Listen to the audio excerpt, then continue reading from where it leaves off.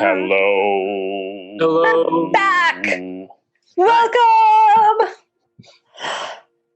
We're starting on time. We're starting on Are we time. actually starting on time? Yeah. Is that what we're doing? We're starting on time. Starting on time. Well, That never happens. Are we allowed to? I thought the contract said we can't do that. I think let's go back. We'll kill another 2 minutes or so. no, I mean, if we're going by contracts, I want my brandy glass filled with 1,000 brown M&Ms. That is a huge brandy glass. Yes, Jack is unfortunately not with us tonight. He's having some unforeseen emergency came up, which I guess most emergencies are unforeseen. So just suffice to say, an emergency came up. And so we don't have a Jack tonight. And it happened, Dr. B is traveling. The As B always. stands for... Bed and breakfast. I was like, the B stands for Berkenstock because I am substitute Jack. There you go.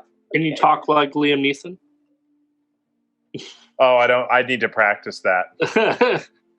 Well, I've got to do it tonight, so we'll see how it goes. Do you have a particular set of skills? I No. do. I do have a particular set of skills. I can make puns out of just about anything. I can quote songs at just about any time. And I can look at you like this for an indeterminate amount of time. Look at all the beard comments. There's lots of beard comments. People are liking the close-up of the beard. Well, I'll tell you Okay. what. Get used like it right now because it's probably gone later this week. Why? Okay, tell us the story. Why is the beard going away? Bored. Lame excuse. It's I'm so late. bored, and I'm thinking about getting rid of it. I think the beard, it should be a charity thing and let somebody shave the beard off. Oh my goodness! It's a fundraiser for Take This. How much do you have to pay? You have to beat out the other auctions. And Actually, maybe you know getting what? to design the shape that it goes into as it's getting shaved and pictures taken. Man. Okay, How I'll much do tell I you. have to bid for lightning bolts? No, okay, no. Here's the thing. I'll think about Starburns. this. I might actually say if we can raise $500 for Take This, I will not shave the beard until the first of the year. But you will just continually grow it out longer. It's got to get longer. I got to keep it trimmed. I mean, I got to keep No, it neat. I think if we're doing 500, like there's got to be something interesting here. It's gotta Like be ZZ maybe- Top. Yeah. How much money do we pay to get to ZZ Top? Yes. Ooh. What's the amount of money? This is all about money. For What's Billy the amount of Gibbons. money to pay to get Billy Oh, Scott Gibbons Man's like shaving beard. half of his beard on for a stream for Extra Life. Okay, but listen, y'all. If we could raise, let's say $1,000 over the course of the next week for Take This. I will not shave my beard. Okay, so how do they donate? And hashtag Okay. that this donation Okay, is for. all right. So for if you go to takethis.org and go to donate and make sure when you donate. No, I'll tell you what. I'm going to make a campaign. I'm going to create a campaign on my Twitter, and we're going to launch it probably tomorrow. Mhm. And save Dr. Beard. Oh, there we go. gosh. Hashtag Save Dr. Beard. I love it. That's great. Yes. I am holding my beard hostage. Perfect. Can you do a this. shot of you like with the razor? Threatening the beard. Yeah, And the so beard. okay, we're gonna set that up, and if we can raise $1,000 in the next week for Take This, I will say I will not shave my beard until at least the first of the year. Well, you went. Okay, you said 500 at the beginning. Yeah, 500 to not shave. 1,000 to not groom and to go towards the ZZ. no, I need to. No, I gotta trim it. Everyone- I've got to keep it looking neat. All right. I've got to keep it. I will keep the mustache going because it's getting. Okay, I got it. I can't remember the character's name from the Hunger Games who had the really interesting beard with all the strange stripes in it. Who did in the first Hunger Games? Stanley Tucci, because that sounds like a character Yeah, he the would play. Yeah. But like, I think like if it's 1,000, you have to like then like clip it to that standard for the rest of the year. Mikhail, who here is rich? That's what I. Yeah. Okay, so I'll set up something, but in fact, I'm gonna let the team know now. And if we can raise $1,000, I like this. We'll save Dr. We'll save Dr. Beard. Save Dr. Beard. I like that hashtag. So everybody, save Dr. Beard. We will make this happen. So some quick plugs and announcements. So Gamehole Con is coming up in like 16 days. That snuck up on us. So Thursday, I wrote down my schedule on a piece of paper here. I've got 2 panels and then a live stream. Friday, I've got 3 panels. And then Sunday, Dr. B and I are running a 4-hour workshop giving sort of the basics of applied tabletop role-playing games. So, Megan, you are essentially doing 9 hours worth of paneling. Yeah. Yes. At one show. One show. Plus, like, I think 3 or 4 hours of playing. So, you have tied my record. You let me know what kind of support you need, because that's not a record you want to tie. I'm also going to be recording episodes of Psych at the Table there. So. Megan? Send help. We're going to need to talk. Oh my gosh, you see what Scottman said? Hashtag save. Right, no, that's Scottman. No, thank goodness her shipping department didn't send her the schedule. No kidding. Okay. Oh, news. I have been fired from shipping. So, we do need addresses for Noadir and Milcod, right? One last week. I'd have to look at or 2 weeks ago, because John Ansel, the other founder of Geeks Like Us, is taking over shipping, and so all I have to do is bring him the decks with the addresses of who they're going to, and he will put them all together, package them up, and get them out. Michaela DD. Just for Sonova as well. Mm-hmm. So that I can actually finally send the. It's only been a year. It's only been a year. Yes. So if you can, you did win something. So message us on at the Geeks Like Us Twitter. That will be the easiest place. I think everybody can hit it, can message there. If you can't, just add us and we'll follow and make it happen. But yes. Prizes will be shipped out. Or not going to do a giveaway tonight just so I can get through these backlogs of prizes that need to get sent out. And then we'll start sending other things out. I might pick up stuff too at Gamehole Con for giveaways and stuff, which I think will be fun. And then the other big thing is PAX Unplugged. We shall be there. Yes, we shall. I'm going to be on 4 panels. One of them I'm moderating, where we're talking about to prep or not to prep. That is the question. I'm on 2 panels as far as I know. And I'm moderating both of them. Somebody asked me on a panel. I can't remember if they did. And one of them is going to involve 2 people in this stream. Specifically specifically resolution skills at the table. We're calling it +3 for diplomacy. And the other panel I'm moderating, we're calling Development and Dragons, modifying existing RPG games to play with young children. And it's going to have Randall Hampton on it. It's going to have Virginia Spielman of Critical Core, as well as Dr. Cully Dunlap, a friend of all of ours. Mm-hmm. Awesome. Oh, yeah, and I'm also at Gamehole Con. I'm on like 5 panels. You're on a bunch of panels with me, too. Yeah, I'm like 4 plus the 4-hour one that we're doing. Oh, God. What? I'm doing 8 hours worth. Yeah, I've got... Wait, 1, 2, 3, 4, 5 hours plus the... So, yeah, I have 9 hours of paneling plus the 3-hour show. Yes. One of them burn out. I don't want to do that. I don't want to do Yeah, I know. Okay, Game Hall Klein's a little different though. It's very small and it's very chill, so I'm not too worried about that one. It's going to be a lot of fun. So, other announcements or plugs we want to do? Happy Thanksgiving, Canada. Happy Thanksgiving, Canada! Yay! Full of turkey and pie, and it's excellent. Is it Canada Thanksgiving right now? I don't know anything. It is. Canada Today, it's Canadian Thanksgiving. It is weird to have Thanksgiving before Halloween, but it was also delicious. Yeah. So there you go. You should just do it both times. I do actually. My neighbors mentioned several times, like, "So your house for for American Thanksgiving?" And I was like, "Okay, guess I'm Sure. doing Thanksgiving twice." Yeah. That's the way to do. Yeah. All the Thanksgivings. I like I have so much thanks to give, really. Thanksgiving's my favorite holiday. Yeah. Me too. For It's a good holiday. I've got thanks to give for my favorite Canadian.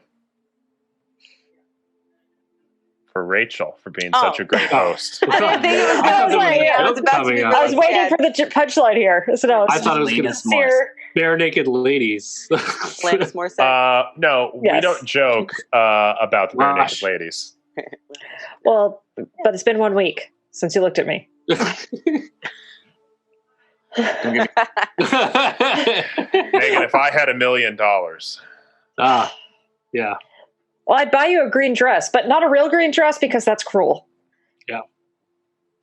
Fun fact about me, I've seen BNL in concert 5 times to include the actual millennium from year Whoa. 2000 to 2001. I got to ring in the millennium with Bare Naked Ladies. It was awesome. With the original group too.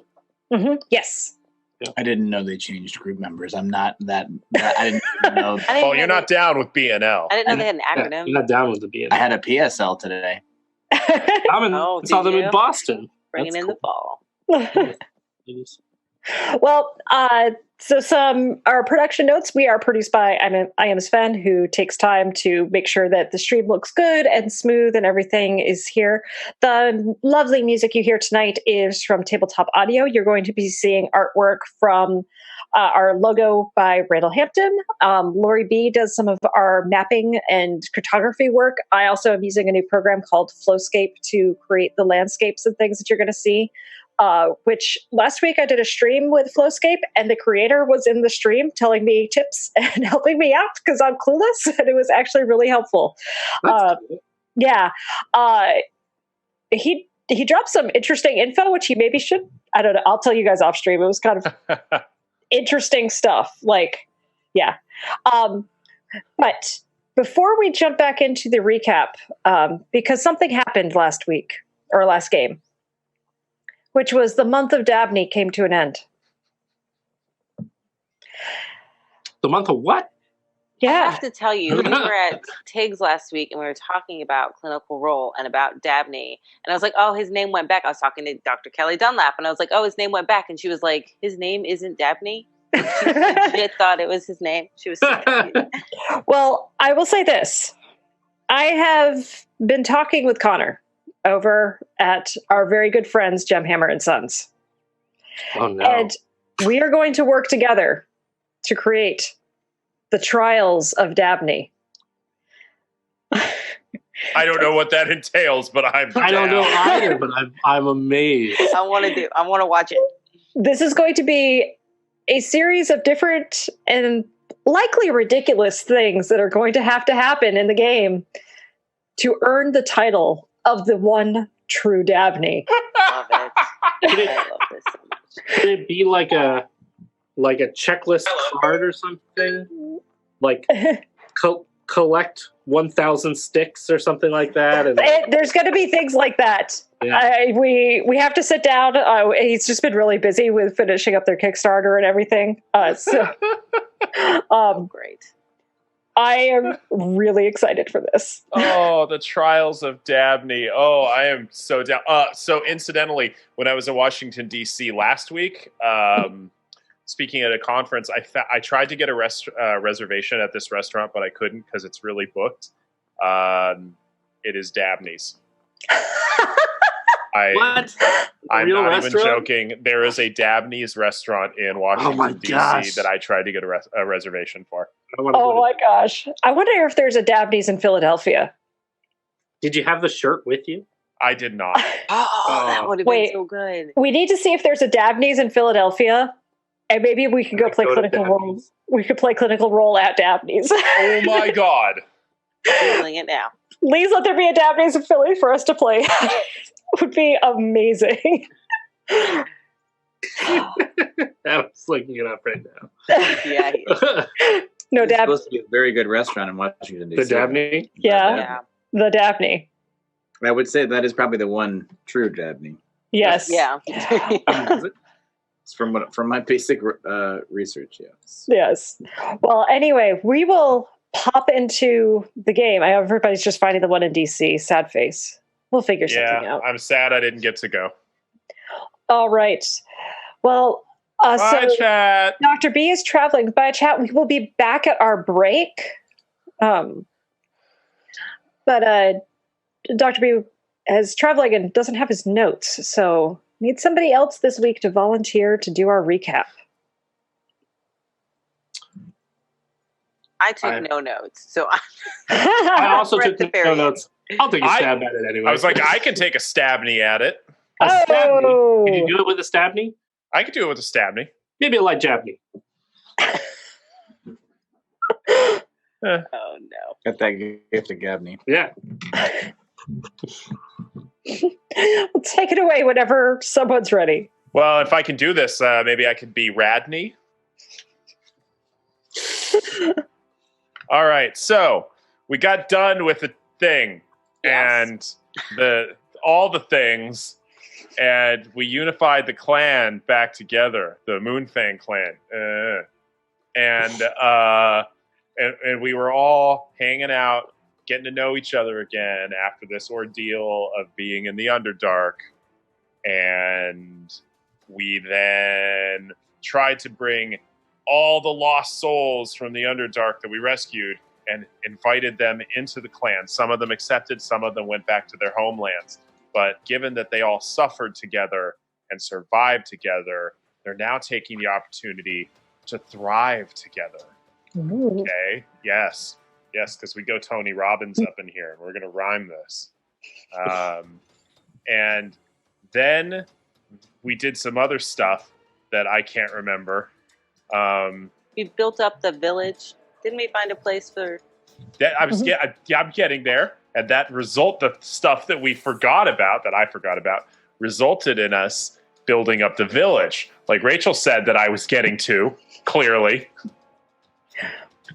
And once the village was built up, we decided what the next move was. And because Enkai and Baeridin were longing for connection from their home, and also Baeridin had his brother show up or something. But bygones, details. We're going to go with Enkai to her ship and be pirates.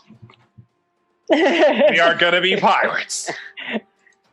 Yes. I'm a pirate. I am now too. Jury's out on you. Baeridin wants to know what things are involved in becoming a pirate. So we'll start off How many hats do you have to own? in the home of the Moonfang clan. That's pretty. The new home. I brought an instrument for piracy.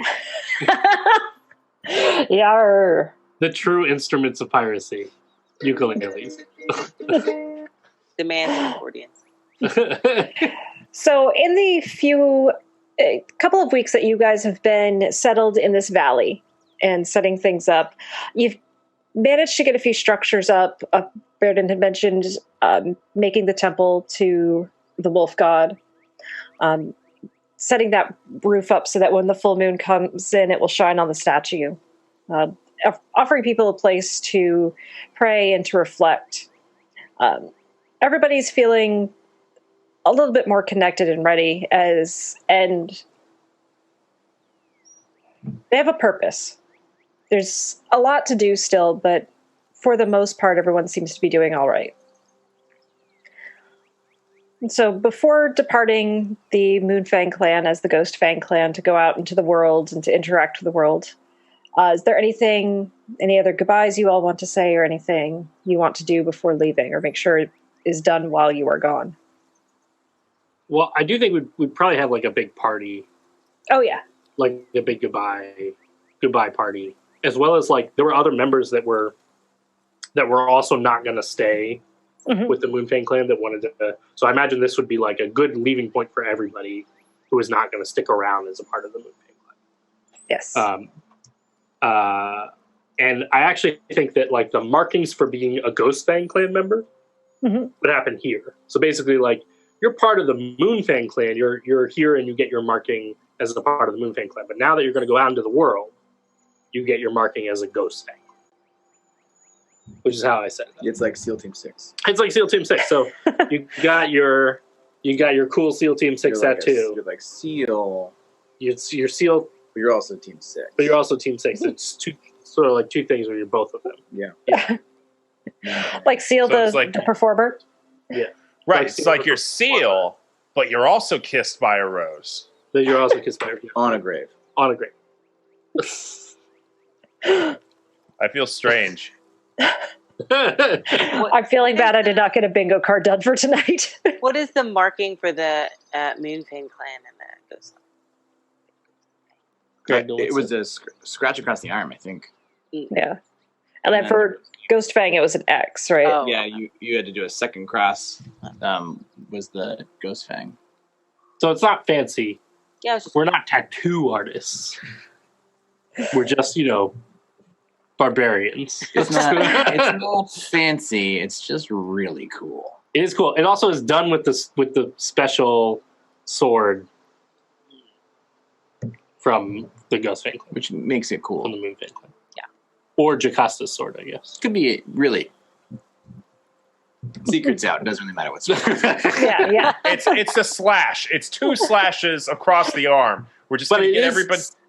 it is ceremonial. Yeah. It's the pomp and the circumstance that makes it What? special. Okay, so what is the ceremony about this? And as the consigliere of the Ghostfang / Moonfang clan, I'm going to recommend that Megan. Is there any way Immeral / future Dabney can find a rubber chicken?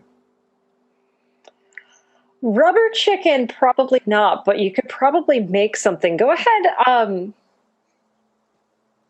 pulley. What might Emerald make a rubber go to make a rubber chicken type thing out of? Okay, I'm thinking like linen twine, and Okay. I'll wrap it around some sticks, and wrap it, each drumstick, and then I'll put some tar on the top, and actually put some feathers there. And for the beak, we'll take a couple of pine cone bits, and so put them together like this, and then for the eyes, we'll take some rocks, like some quartz, so white eyes, and the comb. The comb will be somebody's lost glove. All right, go ahead and make a this is going to be weird. Dexterity-based nature check. Okay. I like to imagine all right. we have like a lost and found box. Emerald's just digging through. No, the glove. It's just been there for like forever. We brought it with us from 16. the 16. old Pretty okay. good.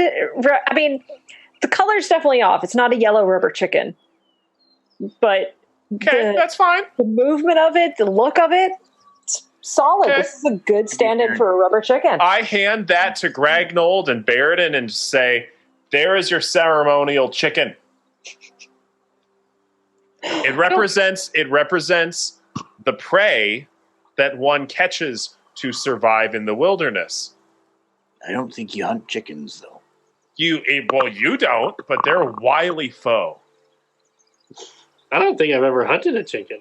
I just catch them. Are they hard to hunt? They're hard to catch. Oh. Thanks, Immeral. Behold! The ceremonial chicken! Huzzah! It's a metaphor. There's like so just confused clapping. Life is like a chicken. Sometimes you want it because you're hungry. Other times you want it because you're bored.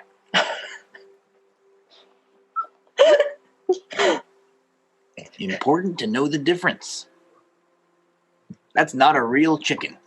Don't eat this. Don't eat chicken. this one, even if you're bored. Oh, sometimes they're not real. Also a metaphor. For life. And work.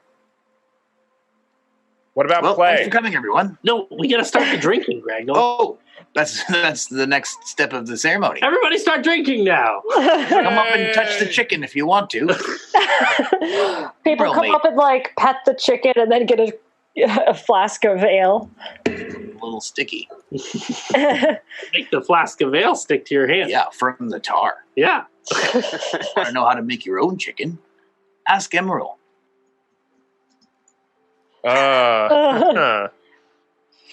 Well, you find the chicken ingredients and you put them together and you make a chicken out of it. And I helped. But you have to shake it first. Oh. I get that reference. You see Jocasta kind of walks over to you guys as she's filling. I don't think he knows how to. How does your friend know where chickens come from or what a chicken really is? No, I don't think so.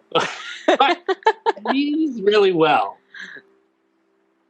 This wasn't your glove, was it? No. You didn't claim it in time. Yeah. I mean, it's been there for forever, Jocasta. You know the policy. I know. Like, We'll really keep it up in your absence. Well, I'm going to go drink to excess now. Yeah. I'll drink to whatever you give me. There's like a gigantic barrel that Gragnold has built that is more than you could ever imagine drinking. We don't have houses, but you made a huge barrel of beer. Priorities. Yes, priorities. We're having a party. Can't have a Dur- party without beer. Did you appoint a new brewmaster? I did. Who's the new brewmaster? His name is Philip. The question is, was that his actual name, or did Gragnold forget his name and just decide his name was Philip? Yes. The name actually comes from Gragnold telling him to fill it up. So I'm going to spell it as FIL-UP. It sounds perfect. If Gragnold could spell, that probably would be accurate. Gragnold has been learning how to spell, and in Gragnold's random writings and musings, there is some phantom that needs to be addressed, and that is this otherworldly specter referred to as Dabney. Does it appear in the writing? It does. I have been speaking a lot about advice from Dabney, and I don't know who that is, but That's me! You're Emerald. Do you think you gave him a nickname? nope.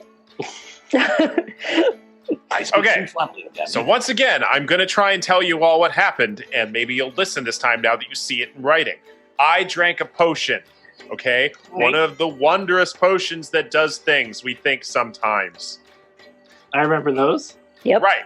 And after I drank one, you all started calling me Dabney. So did everyone else. It was real weird. That doesn't make sense. We didn't drink the potion. No, but I Your drank the name's potion, Emerald. and you all We would started... just call you Emerald. No, but you started calling me I'm pretty Dabney. sure I would have remembered this. Yeah, no, you would think that, wouldn't you? I would like you to be remembering this, especially since I found a gauntlet along the way that was the gauntlet of the one true Dabney. I put it on and I could punch harder because apparently in that moment I was the one true Dabney. Nope. Doesn't ring a Did bell. Emerald get poisoned by one of the spiders down Oh. there? I do remember that. Could've been poison. That's right. He Poison. had to throw fire at the wall of spiders. I remember that. That I remember.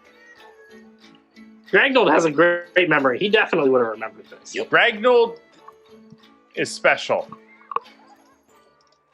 I know. One time, Gragnold even remembered the exact day that we went and had drinks together.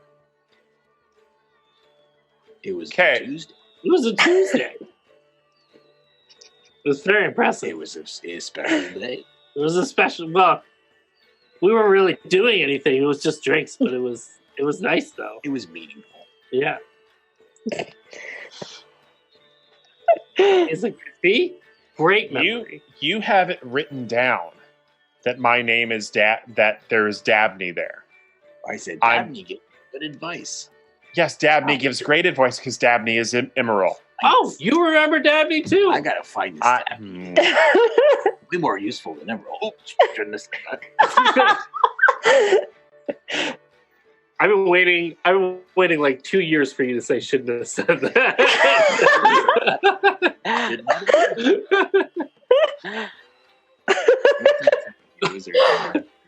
That's all you can say. They could be a really hairy wizard. So you could say, you're a hairy wizard. You're a hairy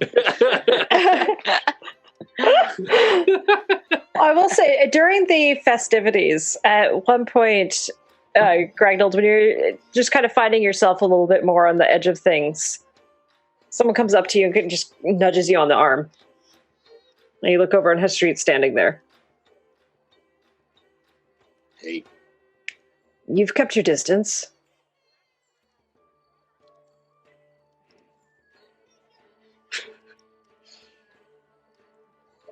Yep. She kind of just smiles and shakes her head and just looks just like, Gragnold, life's short. If you're interested. And she holds out this wood carving to you.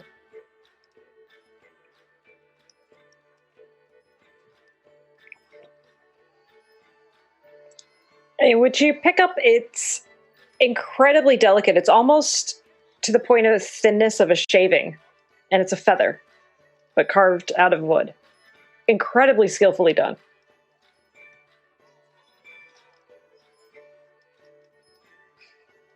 I think there's some subtext that I'm not getting from this.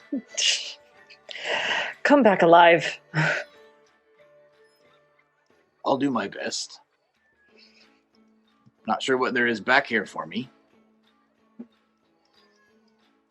And she just kind of, she grabs you by the beard and she just kisses you really hard and then just shoves you away.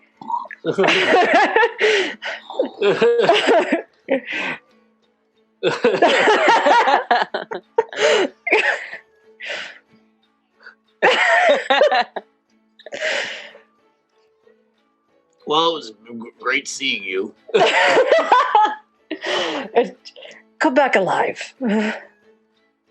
And she grabs the flask out of your hand and just walks off.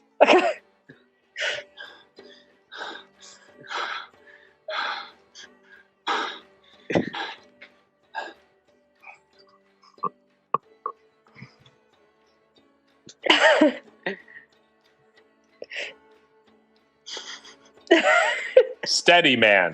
Baeridin, I didn't see you there. Gragnold, did you see that? I can't believe it. Somebody finally picked up the chicken. Oh, yes, that's funny. That's very shocking. Yeah, Made me blush. that's strange. I mean, it's shocking, but it was not that shocking. Are you okay, Gragnold? I think I've had too much to drink now. Oh, I need you to cut everybody for the ceremony. Okay. Gragnold, over there. Still. Okay, we're leaving. You have to come get an extra cut from Gragnold. No, Gragnold, slower. Sorry. Hope you didn't need an arm.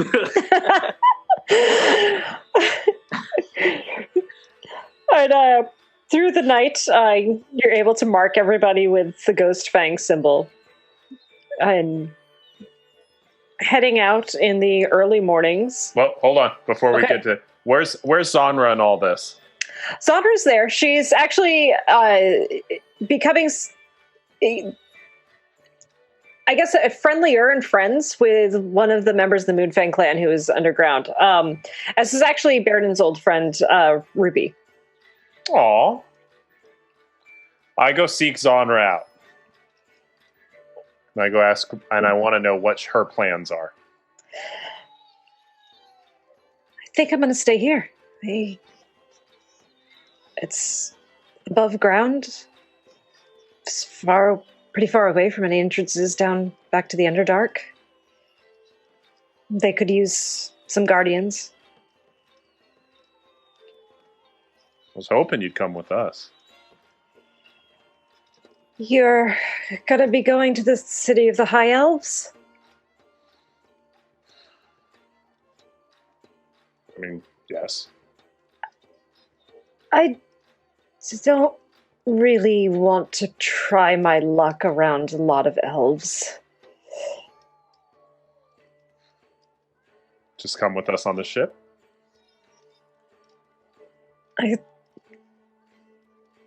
I'd like a chance to make myself a home. I didn't think I was going to survive bringing you all back and down there. I feel like I'm actually getting a start here. Everyone's building and finding their place. Maybe I can find mine. I take a big drink of whatever I'm drinking, reach out and hold her hand. And she would give your hand a squeeze back. And then I kiss her. I just smile and just say, plus if I stay here, it gives you a reason to come back, right? Wait for me. And she'll smile, and then Ruby's kind of off in the back like, woo! Pebble! Go ahead, roll an attack. How much has Emerald been drinking at this point? What is Emerald drinking? Mostly bugbeer, right? It's bugbeer. Bugbeer. Oh, is that the strong stuff? I don't think Gragnold makes weak stuff. Yeah. I mean, by Gragnold standards. Yeah. On a scale from like centipede to millipede, I would say this is probably millipede. Okay, so this is what you're telling me is it's got some legs to it. It's got some legs. All right, Yeah. so let's say Immeral's still cogent. He's about third of a mug in, or excuse me, 3/4 of a mug in. Okay, so just say go ahead and just roll a straight dex check. Does a 24 hit? Most definitely. Ow! Mm. I'm aiming for if she's like something iron. I want to get her attention, but I don't want to hurt her. Well, they don't. It's a barbarian clan. They're not armored. Okay, yeah, they're bringing her in here. Ow! Sonra, your boyfriend's oversensitive.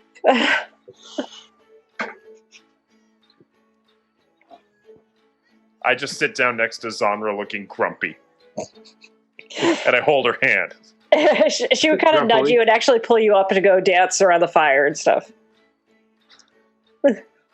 Okay, I go with her.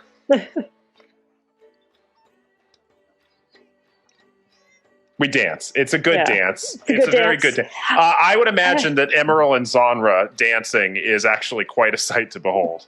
Probably. Like, they're actually both pretty graceful. So are they trying to go for like grace or just go for exuberance? I mean, both. All right. Do both. Both are good. Okay. Why not both? Yeah, both is good. And that's sort of like how most everybody's dancing. At some point, Baeridin comes over to you, Baeridin. And I'm assuming Gragnold's kind of close to Baeridin. Probably. I feel like late enough in the evening, Gragnold might be dancing too.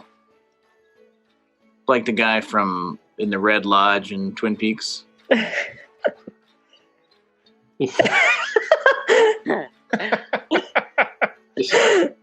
think Baeridin would just kind of come over and clap you both on the shoulder. And like, You've built something good here. That's a big barrel, I know. Surprised you didn't build a house, but I suppose the barrel's good too. Skills. You say you have a certain set of skills. Nice. That's your line. I guess so. It seems like it's coming together. But, I don't know. We'll see how it happens.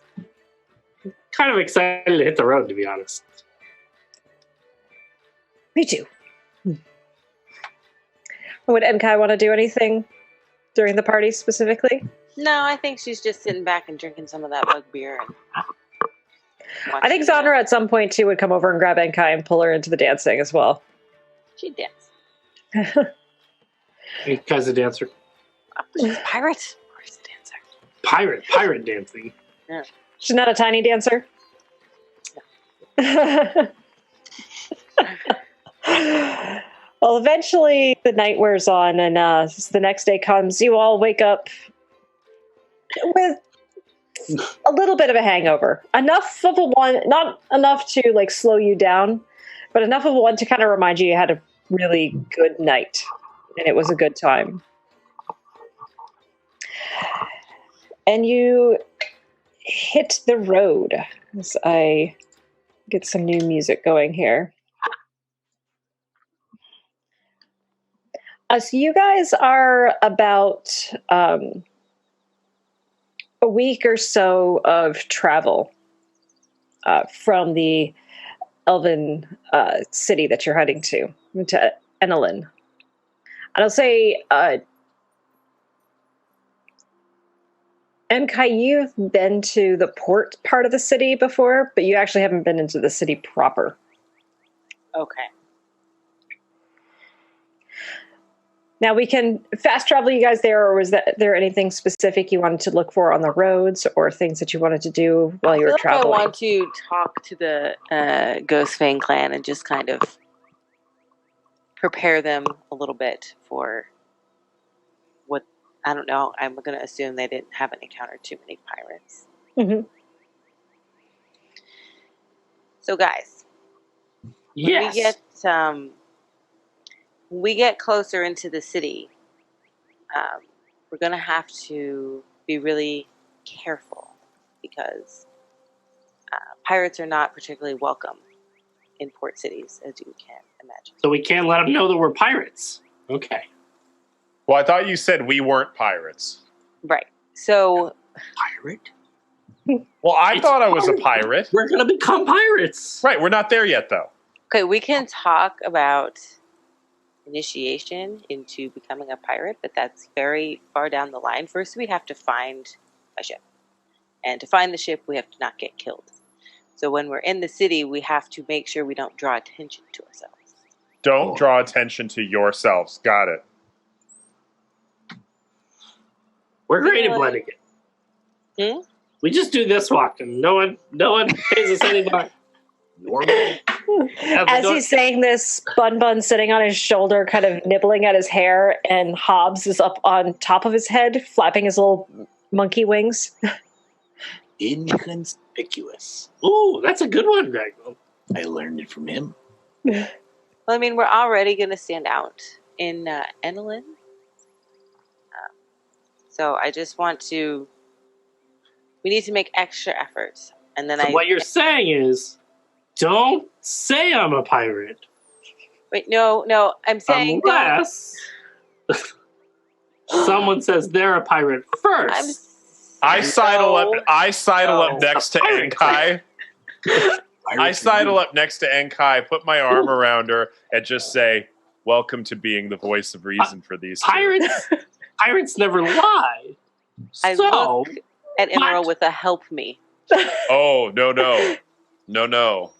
You're You good. lie if you're not talking to a pirate. Okay. That's okay. Pirates plus pirates equals trirate. Try That's some good math there, Gragnold. I mean, I am impressed by that. I'm not gonna lie. Well done, Gragnold. You're learning. So I think, like, as we get closer, you see, like, I'm going to, like, try and cover myself up, like, my hair, Mhm. and, like, adjust my robes. I'm pretty Would you want to like buy a disguise? You will pass through like some smaller towns. I think I should buy it. Yeah, that would be awesome. Okay. Say spend 2 gold and you're able to get like a hat and a cloak. Perfect. Ooh, I want a hat and a cloak. All right. You should buy a disguise, Gragnold. Enkai is doing it. She's a pirate. I want a Carmen Sandiego hat. Yes. No, Enkai does not let you buy a Carmen Sandiego hat. Ambiguous. You want to know where in the world he is. Where in the world is Gragnold? Right here. Oh, that was So, Enkai, I think it's your turn to be the advisor to the Ghost Fang clan now. My job now is to find the ship so we can get Baron to where he needs to go. And also, I will try my best to not get you killed. I think maybe I have undersold the level at which pirates are disliked, and I am highly recognizable. So I think that if you can do your best to make sure we move as quickly and as unnoticed as possible to the ship, that would be good. So, be stealthy. I know we can do that, you and I.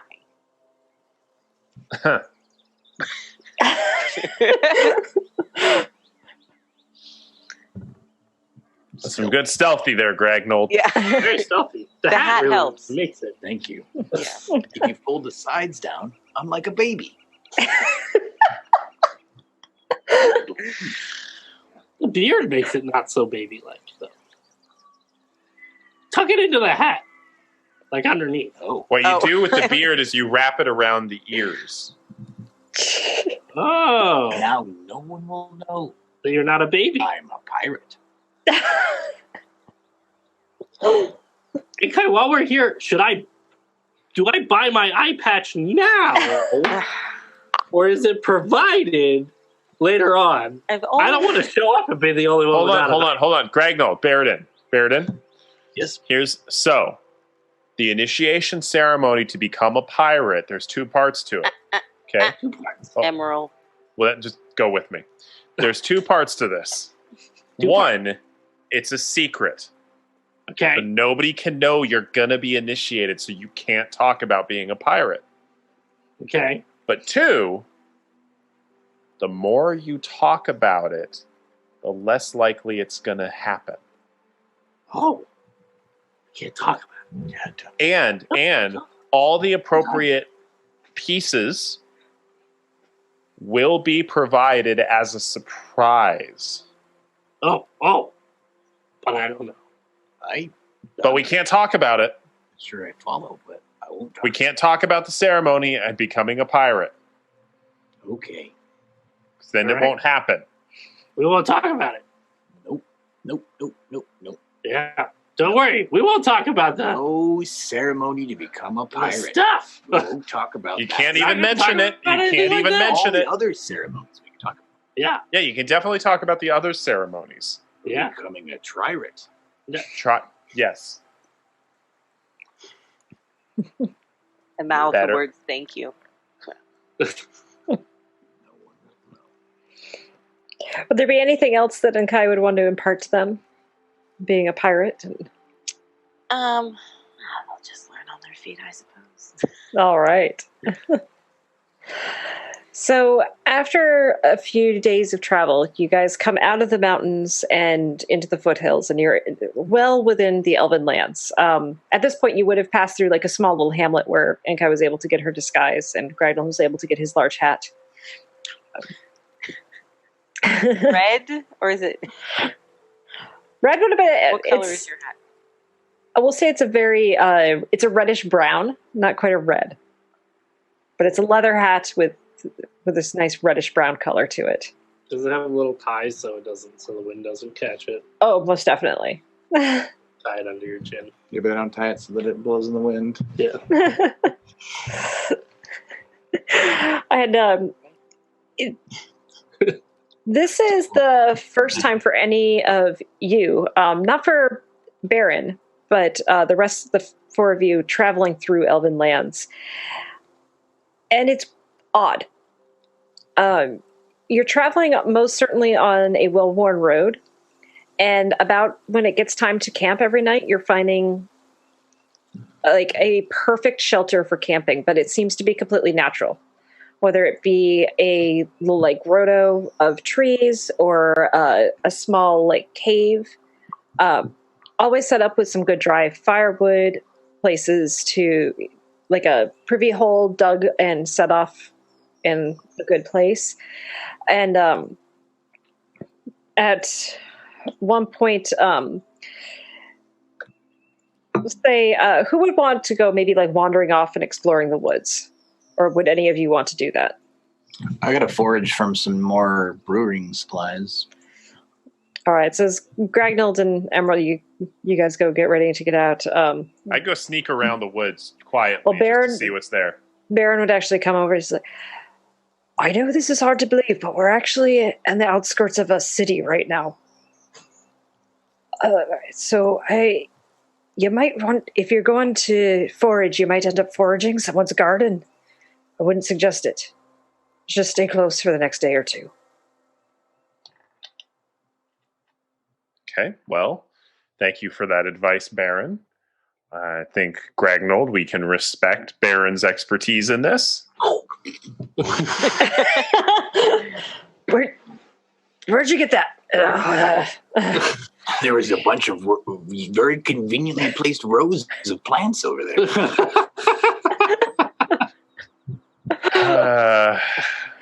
I'll say for Baron saying that you guys are on the outskirts of the city, you guys don't see any signs of life in the way that you're thinking of. I'll say go ahead. You can make perception checks with advantage if you'd like.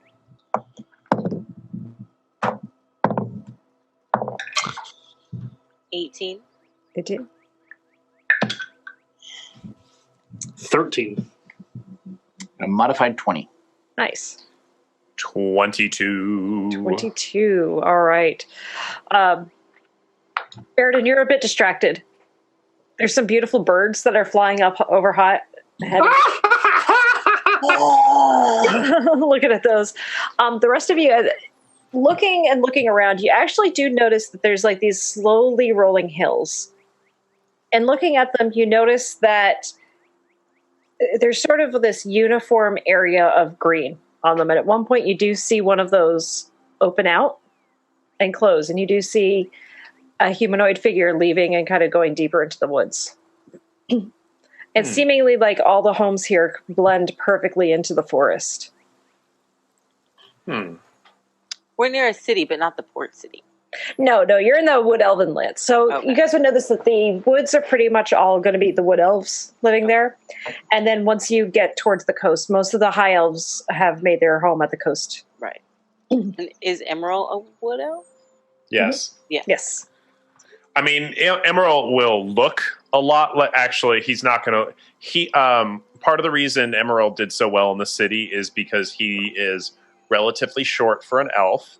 He has brown hair, fairly unnoticeable skin tone, and he blends. He's, for a major city, he is deceptively average looking, which means here he sticks out. Mm-hmm.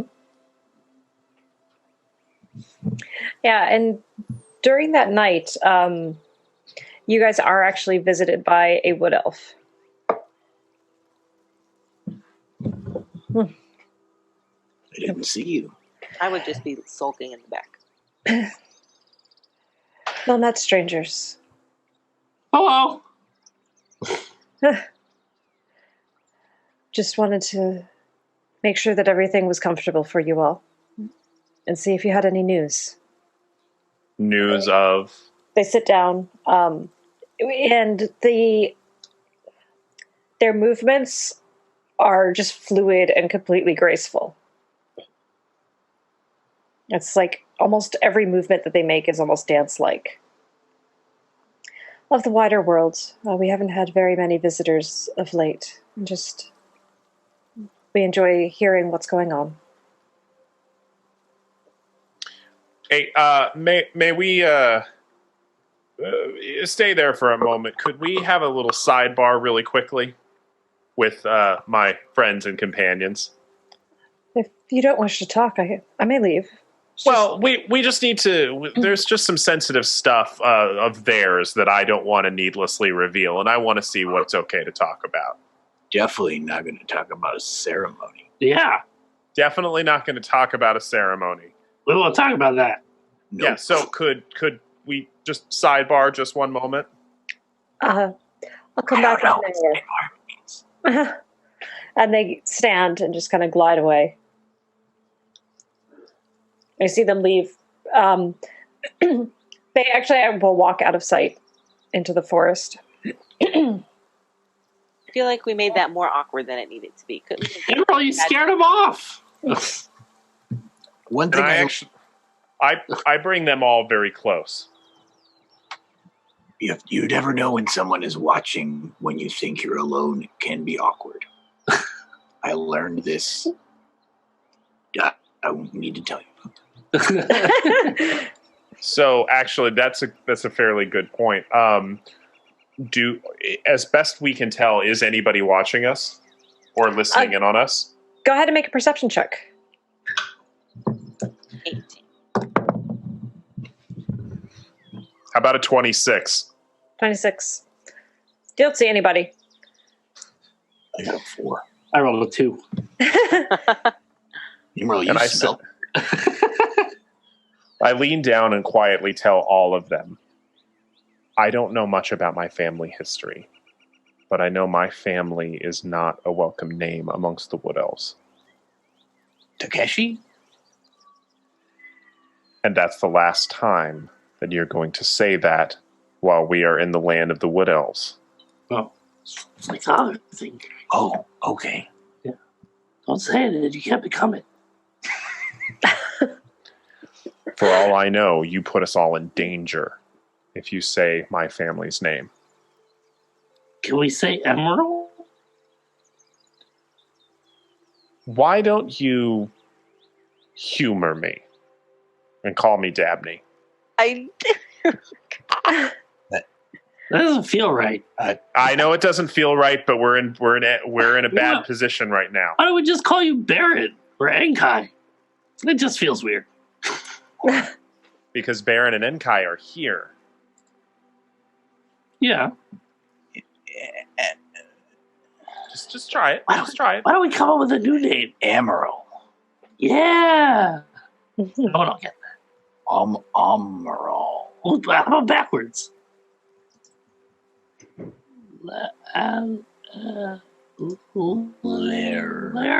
Lermii. Lermii. Okay, Lermii. Laramie. What? Laramie. Laramie. Barmy. Just don't say. Just call me Dabney. Hey, Guy, what do you think?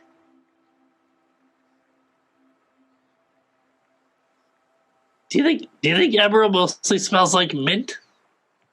I think that's what it is. With the hint of like oak Emerald, were you eating mint or oak. or oak? You weren't sharing with us. I wasn't eating mint or oak. Did you find some mint?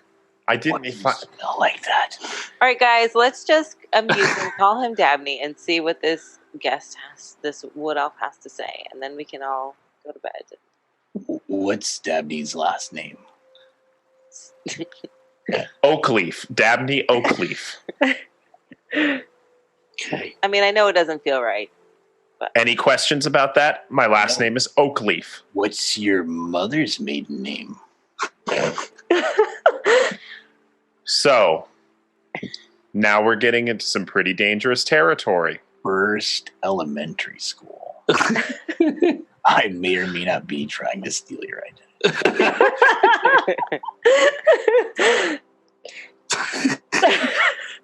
For the purposes of us being here, Dabney Oakleaf. Hey guys, can I ask, how long do we have to be in a huddle before it's weird? Yeah. It's already past that time. Did we already pass it? I'm still curious why Dabney. Thank you. Oh, good. You hear footsteps kind of noisily approaching, like obviously someone trying to make sound. Are you? And without turning around, we appreciate you announcing yourself so obviously. Of course, you seem to have needed some time. Has enough time passed, or would you like me to walk away for a little longer? We just wanted to discuss what was to remain private. We come from a great distance away, and we have seen many things. Yes, And Enkai, what have we seen? Many things. That's as much as I'm giving you. Well, there's lots of zombies that are about. They're like mushroom zombies. I saw Mushroom. Oh, it's the bird people. a couple of ceremonies. No! We didn't see any of those. Ceremonies? No ceremonies. We did have Surprising ceremonies. luck. Oh, yeah, we had our own ceremonies. We're from the Moonfang clan. Oh. Do the hand thing and everything. And guy, do the hand thing. It's the See? the Dwarven settlement up in the mountains. Yeah, it's the one. Yeah. Far from here, isn't it? Oh, yes, very far. Yep. Well, we moved recently. Very far from the water.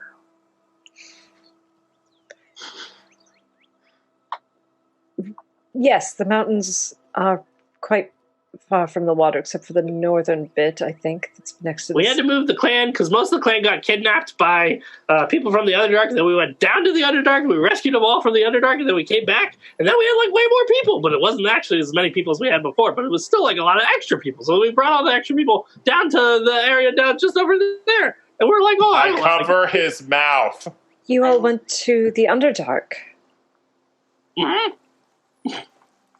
What news? We've seen increased activity from caves and heard stories of things happening. Oh, yeah.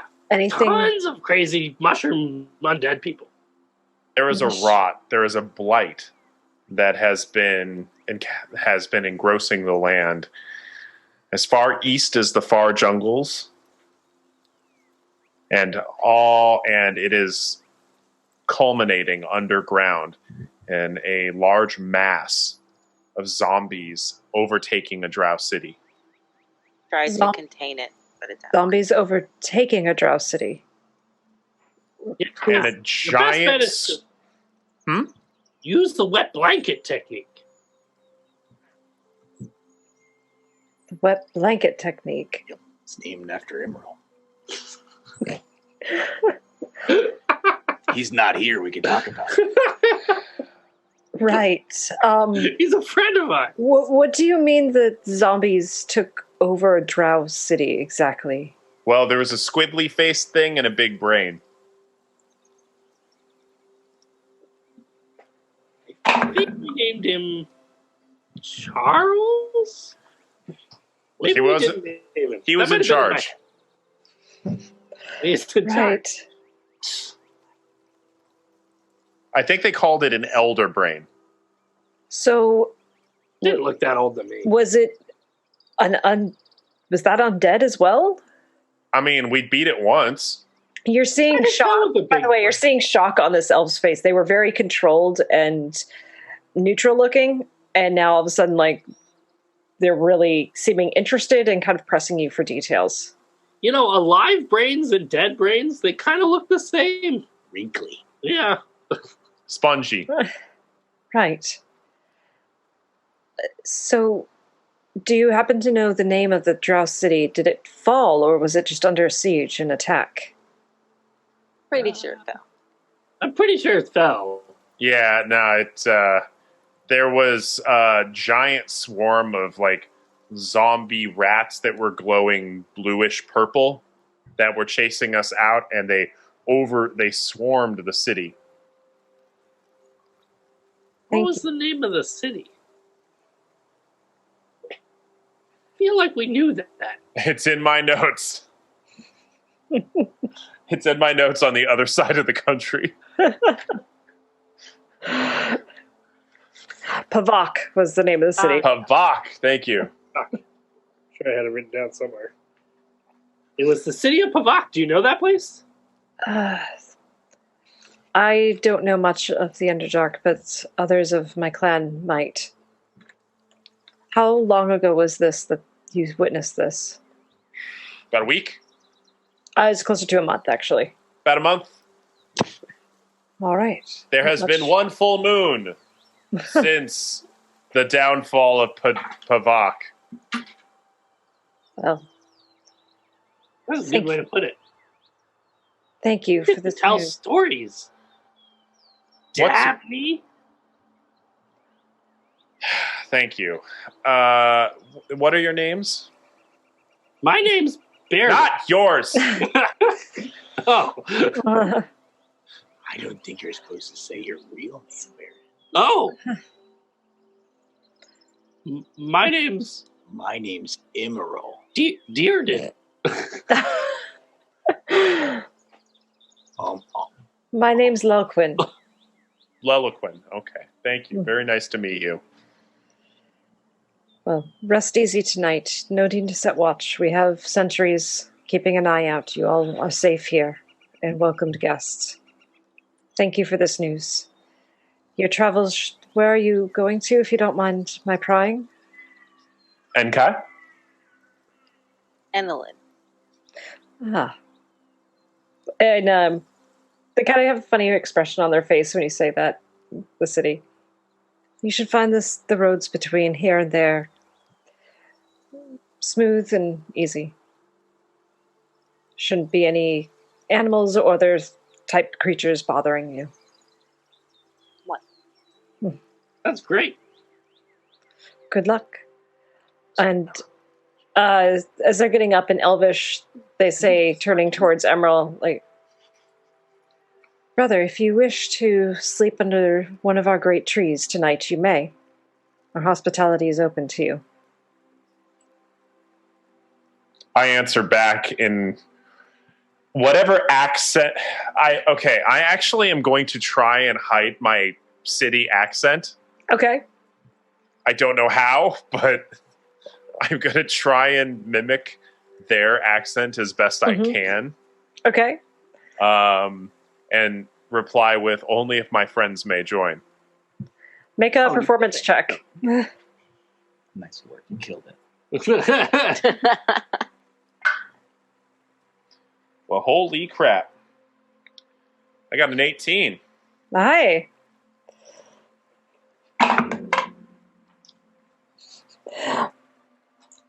My luck from last night is gone, or bad luck from last night is gone. I just got a 20 on their insight.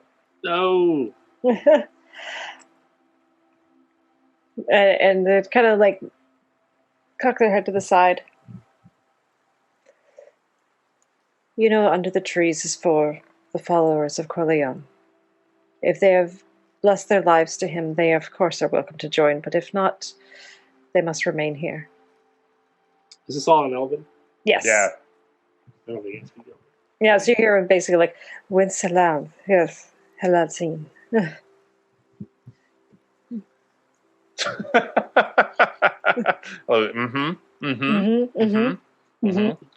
I answer back, "I appreciate your hospitality. I stay with my friends." As you wish. Sleep well and rest easy. We'll bring fresh water, and are your food supplies adequate? Hey, everybody, we got enough food? No. I could use a snack. You can always use a snack. Enkai, do we have enough food? Some fresh food would be nice. Okay, there we go. We'll bring some provisions to you. Thank you again for the news. What do we owe you for the provisions? Think of it as an exchange for giving us forewarning of something brewing on our borders. I'm sorry we didn't have better news. It's better to be prepared than to be caught unawares. Thank you. And they depart, and before you leave, mhm. May I chat with you all very quickly, just as an aside? With the elf there, or Yeah, with the elves. Yeah, it's just one elf. With the elf. Yeah. And I ask him, in my travels here, I pull out the letter. Mhm. And I said, I encountered this letter and the name Takeshi. Does that mean anything to you?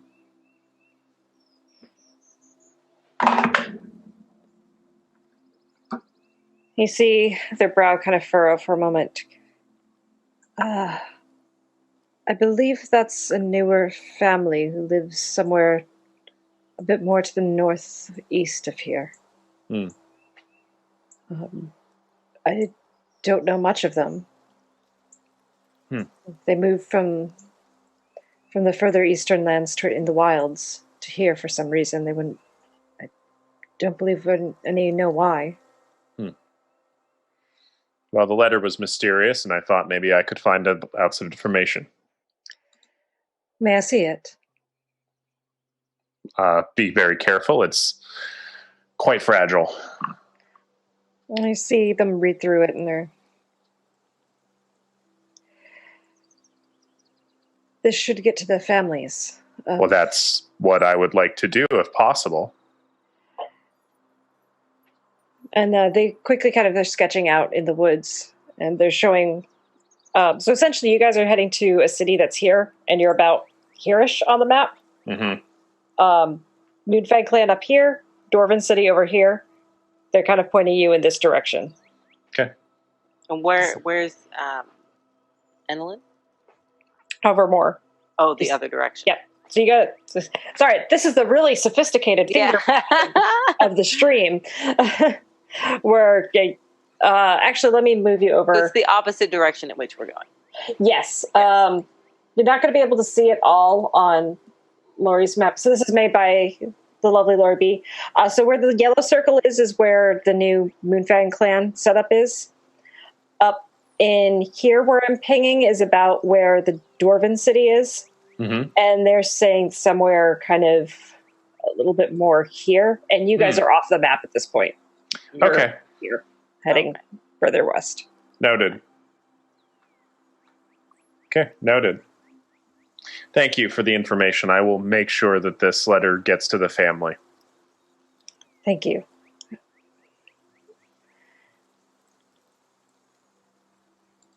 All right. You guys pass an evening quietly. The next morning, fresh water, fresh foods available for you. And you make your way the rest of the way down towards Enelin, the city. Are you sure you're a wood elf, Immeral? Because these people are real nice. And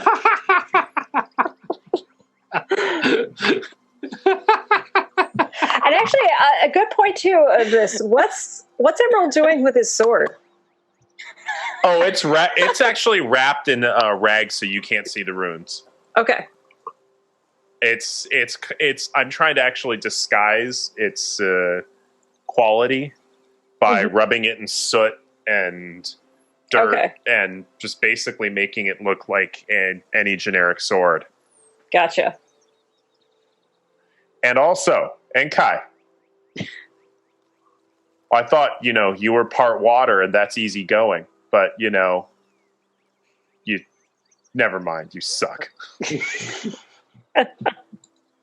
I laugh. Gotcha. So arriving at the city, this is another interesting place. Oops, let me turn that volume down a bit. You guys come and you start to see buildings like you're used to, but not enough to call it a city. What you see is it's essentially like this narrow row of buildings going through between these larger walls. Enkai, never having explored into the city, you've only heard of this, you've not seen it. That the cities of the High Elves, the elves keep to themselves. They don't really associate with the rest of the races. And so as a result, the way this city is people of other races tend to live in like these, not troughs, but little like pathways that they make through for other people to interact and to trade and to be part of the port. But the rest of the High Elven society lives like up behind these cliffs and walls. Some of the Elven architecture is visible. So let me move you guys over to generic city for your artwork right now. Walking through, you're seeing like the buildings like you see on the Roll20 there that you're used to seeing, but off in the distance, like up on the hills, you could see these buildings that basically think of like Rivendell from Lord of the Rings. It's just lots of buildings like that, in perfect balance with nature, where trees might be growing up out of the center of these houses, and like every detail of the houses are carved and intricate and beautiful. But they're quite far from where you all are. You make your way down towards the docks, and this is also an area that's separated. So the way this city is set up is there's a cove that comes in, and there's one section of the cove that is for like the public trading and things. And you see elven ships, and Kai, you would know this specifically. There's one whole side where the elven navy is. Avoid that side. And again, like the ships of the elves are gorgeous. They take probably just the carvings on them probably take hundreds of years to finish. And they are beautiful. In most of these harbor cities, there's your more posh, upscale type places. And then there's some more of like your dives where the pirates would go. You do know of the tavern you guys would frequent when you came to this city called the Sleeping Snail. There's 2 taverns in the Sleeping Snail. There's the one that's upstairs, but that's not the one you guys go to. You have to pass through whoever is the guard that day to get to the under bar, essentially, to be allowed access downstairs to the more lively place. And you would also know the more dangerous place. So, can I subtly post myself outside this bar for a while to overhear any conversations with the guard going downstairs to see if there's a password? All right.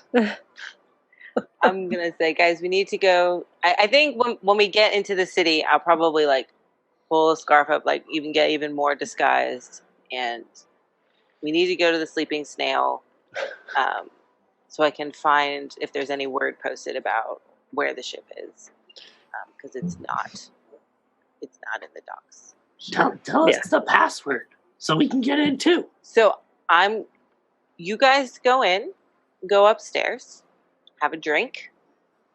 I'm gonna head on downstairs and go see if I can there's any news. Well, I'm gonna go with Enkai. With you. Immeral, you can come, but you need to be. You're not a rogue. Well, you're a level 1 rogue. Can you vanish? Can I vanish? Yeah. Is that a level 1 rogue skill? What do you mean vanish? Like, can you move invisibly? Can I be stealthy? Yeah, can you be stealthy? I try and like hide right now. Make a stealth check with disadvantage since Enkai is watching you.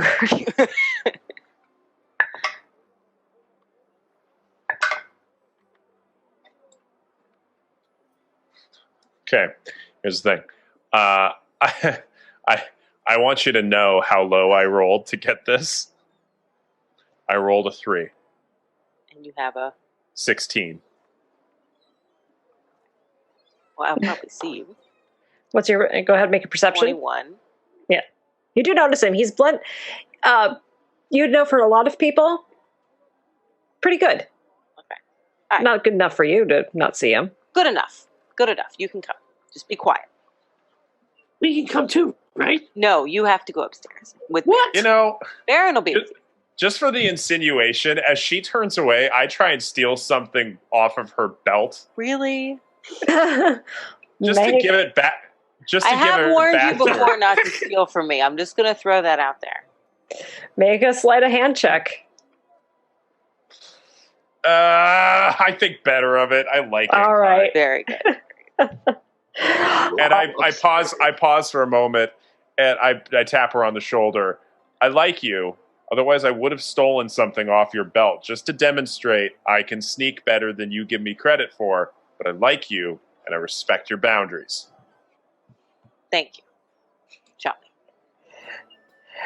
So you guys open the doors and some music comes kind of rolling out. You see sitting behind the bar, sort of like what you would imagine a typical tavern barkeep to look like. Human male, beard, polishing some cups. It's like, what can I get for y'all? You all look thirsty. And you see a tiefling woman playing a violin up on like a small rise dais and kind of wandering around a little bit as well. I say to the bartender as loud as I can, let me introduce you, sir, to the newest, best beer you have ever tasted. I told you to be quiet. I'm going someplace with this. It has legs, this I beer. won't be able to save you, is what I whisper in his ear. I'm going someplace with this. This is the upstairs bar that we're at right now? Yep, you're at the upstairs bar. Yes, we're at the upstairs bar. We're not at the downstairs bar Oh, yet. I thought we were at the downstairs. We're not bar. at the downstairs bar No, yet. you have to be let into the downstairs Oh, bar. okay. Yes. Okay. And I would say, Yes. Enkai, you do recognize both people who are in this bar. The barkeep, he's the one who runs the upstairs legitimate business to keep the guards away and everything. And you recognize Shangrin, the bard, who is the wife of the owner of the downstairs bar. Oh. And this is the best beer you have ever had. It is a special brewed beer from a nearly extinct dwarven clan that will not die, because to take this beer away from the world would be too great a loss. Ooh. Gragnold, come here. I want to try this. You're good. There's another dwarven clan. He is a simple man, this brewmaster Gragnold, but he makes the greatest beer you've ever had. You need to try this, sir, and you will never go back. So, Enkai, how would you, since you are disguised right now, how would you make yourself known to Sargon? I would walk over. So she's off to the side? She's playing her fiddle kind of on the stage, but then she's also doing a little bit of rounds and kind of. I would walk to a corner, close to her, and I would make eye contact, and I would like remove like whatever was covering my face. As you do it, she's playing. She kind of looks over towards you and kind of gives a nod, and she stops playing for a moment at another table and flips her hat out. And they throw some coins in, and she quickly, definitely scoops them up and puts them away, and comes over, puts her hat back on, and continues to play, and comes over to you. It's like for a song, and what do you think? Like a password might be to get into the downstairs part of this tavern? Maybe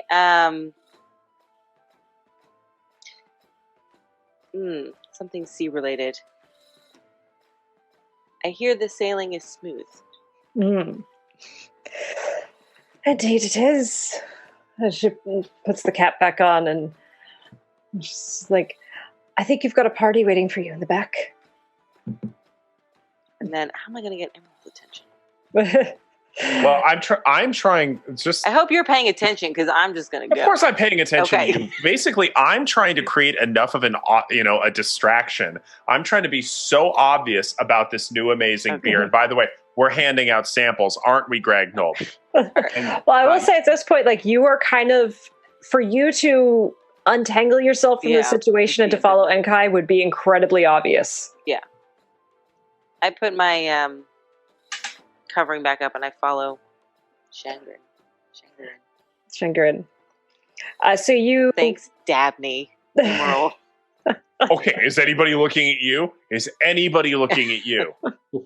You step back. You with your Thor disguise. The door you go through does lead back to a couple of private rooms that people have for different banquets. And you do hear some sounds of people going through them. And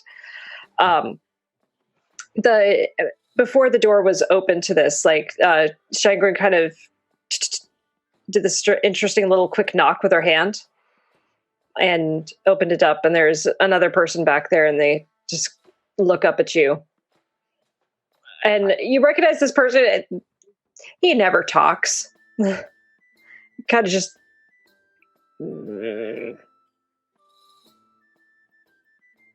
Right. And bangs his elbow on the door as after the main door to the tavern closes and another door opens up and there's a stairway down. I go down the stairs and I check to actually see if Immeral somehow managed to follow me. Immeral, I'm going to say you got yourself pretty entangled at the bar. You're kind of stuck. All right, I go down. I have an idea. In fact, you know what? Everybody, let me go check in the back because I think we might have an extra keg waiting around back. No. You are not going to the back. That is for private parties only. Please, you're free to show your little keg up here, but no. Have you tried this keg? Excuse me. You are not going in the back. Sir, have you tried this keg? Do I need to have you leave my tavern? Well, did I say anything about the back? I'm trying to give you some free beer. Did the bard go with Enkai downstairs? Nope, she's still playing. Through. She held out her hat and a bunch of people gave her money. And I don't think Gragnold's connecting the dots, but he's got a new hat, so he's walking around. A lot of people are confused. He also has a pan flute, and I think he's going to try to play the pan flute and also get some coins. Make a performance check.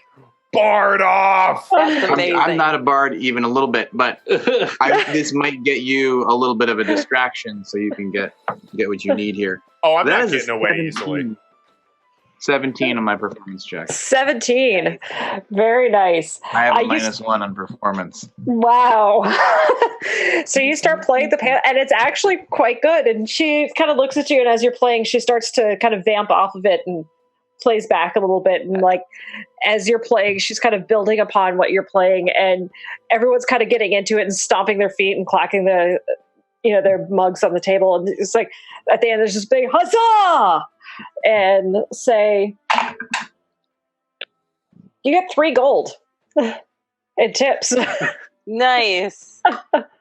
As Enkai, you descend into a very different bar. But we'll pick up with that in just a moment. We will take our quick break here to say hi to chat and see how everybody is doing tonight. I am going to go take a quick bio break. Yes, bio breaks. As well as getting another sparkly water. Actually, I've never written down the gold for my character. I have to go back and find my old character sheet. Oh, yeah. Hello, everybody.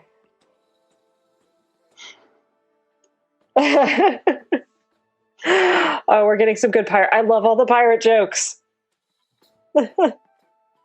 Hello, chat. How's everyone doing today?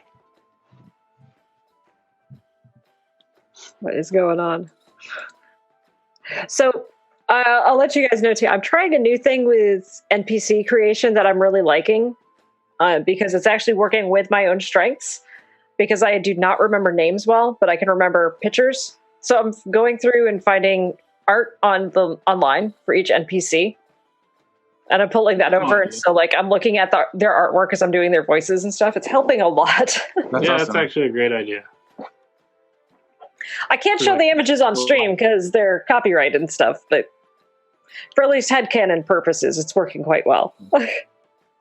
We should send you all the critical core character artwork. Yes. You can put some NPCs out of it. Actually, I think I get it at the pledge level I did, too. I mean, you will Yeah. either way. We'll send it to you early. Woohoo! It helps to know the creators. Oh, which by the way, one, I've been backing way too many Kickstarters recently, but I just found one that I really like too. This company, Wisdom Save, they're doing a guide to cities and towns. They did this other one, which I think I have here.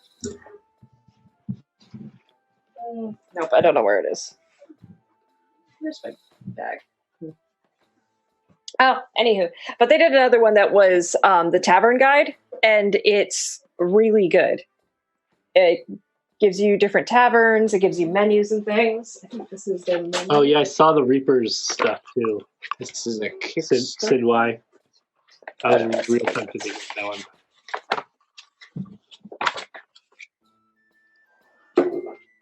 Oh, and I also got something else in prep for our upcoming sea adventures. Ooh. Oh yeah, there you go. Yes. That and the one that came out a while ago. The Sword Coast Adventures Guide. Yeah, I have the Sword Coast one too. Son of a, I'm all about the Moe's. Moe's is the best. Where are those books? BL3. Poor ladies. Bear Ladies 3. BL3. Forgot the N. BNL BNL. 3. Right? Moe's is the best. Wait, hold on. I want to see if I have that book. I have many books. For some reason, I'm not finding this one. Oh well. Anyway, it's a really great thing. Wisdom Save Media, their campaign goes for like another 27 days or something. They already hit their funding goal, and so now they're starting to figure out stretch goals for it. So. That's awesome. I highly recommend it. It's like I said, I love their tavern guides just because you can flip through it. Oh wait, there it is. Fun. Yeah. I like small books. Well, this is like, here's a tavern. The Flying Halfling gives you a description, the history of the Flying Halfling, the reviews.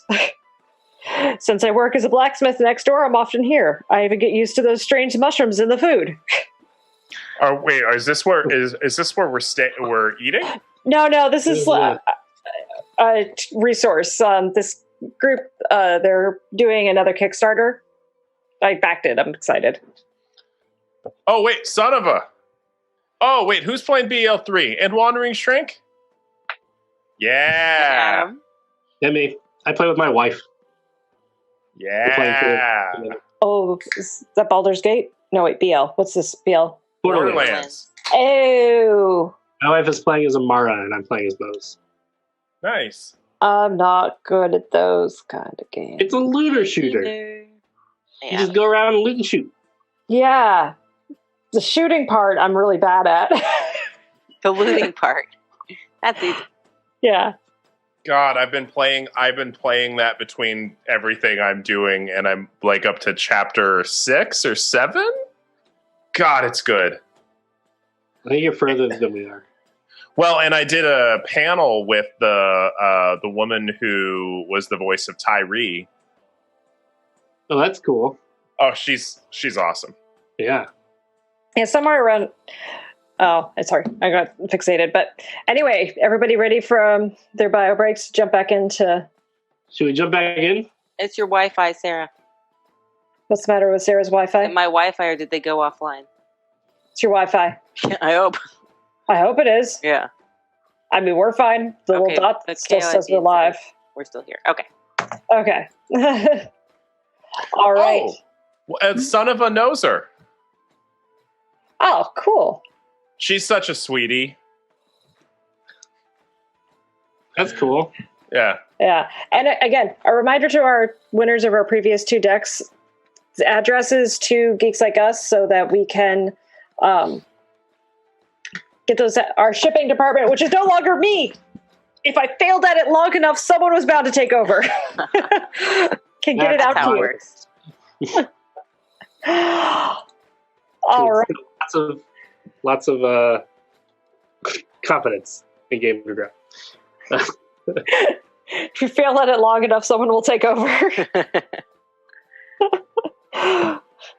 I'll fail at shipping at least. I don't know. I think I'm doing okay on the other stuff. Anywho. All right. So, Enkai, as you come back into the tavern, or coming down to the tavern, you come into... Well, let me ask you this. How would Enkai feel walking into one of these places? What would it be like for her? Well, I feel like the whole like preparation of making it to the city, she was like reorienting herself back into like the mindset of, you know, pirate captain intimidation, you know, persuasion. So I would say, I mean, this was her life, like her whole life. So she's just back in her element. She's like standing up straight. Now that she's in there, I'd say she would like remove some of her disguise because she's among other pirates down here, right? Pirates, thieves, brigger, She's among her own. Yeah. So yeah. Seedy criminal underbelly, if you will. I think she's like, okay, like, all right, I'm back. So yeah. All right, so kind of taking a moment on the stairs to kind of show herself. Turning the corner, there is music down here. It's a little bit rowdier. There are no windows, of course. So this is all completely underground, a little dungeon-like, but good lighting. You do see the half-elf barkeep standing behind the bar. You see her guitar hanging there. You know that she's a bard as well. Pretty quickly, you spot easily in your mind the most dangerous person in the bar, a little halfling named Rayleigh, who acts as a serving girl? ? She most definitely serves drinks. And she's one who appearances are completely deceiving with her. And do I know her?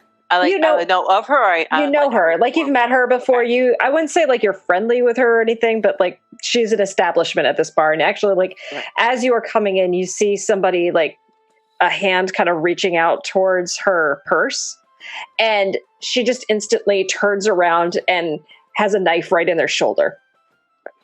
So, you don't need to be doing that, you know. And she twists the blade and you just Now, mind you, don't bleed on the floors.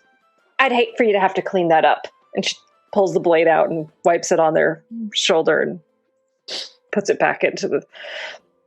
And you just see the guys at the table that the person's drinking with, just kind of...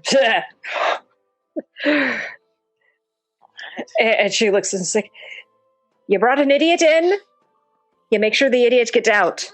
I don't want to see idiots in here again. You see Riley? Ryle. Really. Clearly not in the cool bar. Yeah. Oh, the cool kids are. Okay, do I recognize anybody else? Make a quick perception check. 9. So 9. Well, been away for a while. You've been away for a while. It's kind of taking you a second. And they spot you before you spot them. You hear this old kind of, it's like gravel rocking together voice, kind of like, Zerarishka. And you see this mane of white hair, like just think Einstein type hair, and this old human male, just completely grizzled, face is so wrinkled you can't really even see his eyes anymore. You don't know what this guy's actual name is. Everybody's just started calling him like the Barnacle on the bar. And so sort of Barnacle Bill is what he's known as, or just Barnacle. All right. Interesting. So he's just like a barfly. Think of him as your Norm. Okay. See? And he's sitting at the bar. Yeah, he is sitting in his spot at the bar. Okay. You've never been in this bar without him being there. Oh, okay. So he's just part of it. All right. Well, I go up to the bar next to Barnacle Bill, and I say, "How are you?" It's been a bit since I've seen you around here. Oh, yeah, been a little while. But your ship came in without you. Why is that? Ah, did you see it here? Is it gone? Kind of looks at his drink. He's like, my drink's empty. Go to the bar. Send her over. And Aliki, she comes over and kind of smiles at you and hands a couple tankards and definitely grabs a coin out of your hand. Oh yeah, for sure. Maybe I give her 2. Yeah. She nods in kind of just a greeting of like, good to see you. And it's like, well, let me see. And takes a good long drink. Seems I remember them being in here. They're asking about you, saying, should I see you? I was supposed to do something. Then maybe they leave something with you. And I take a coin and I slide it over this direction. Yes. And he reaches in and quickly pulls out a small letter.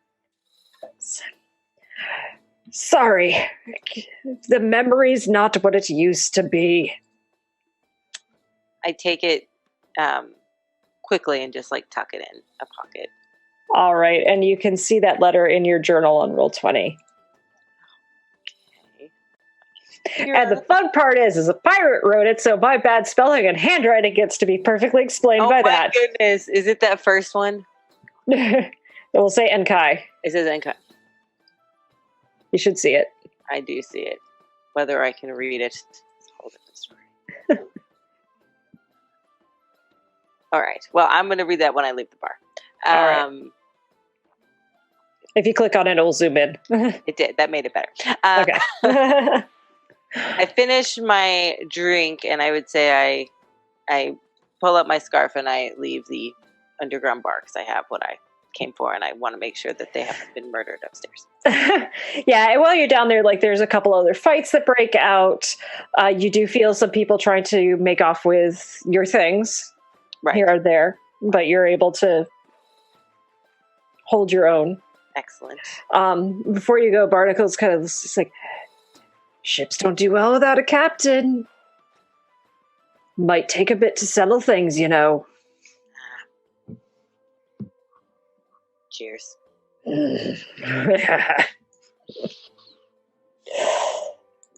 All right, so you make your way back up the stairs.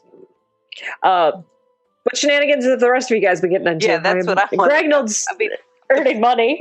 Yeah. Is standing on one of the bar stools, singing along to the song that Gragnold is playing. Make a performance check. And I think he's singing a song about how beers need legs.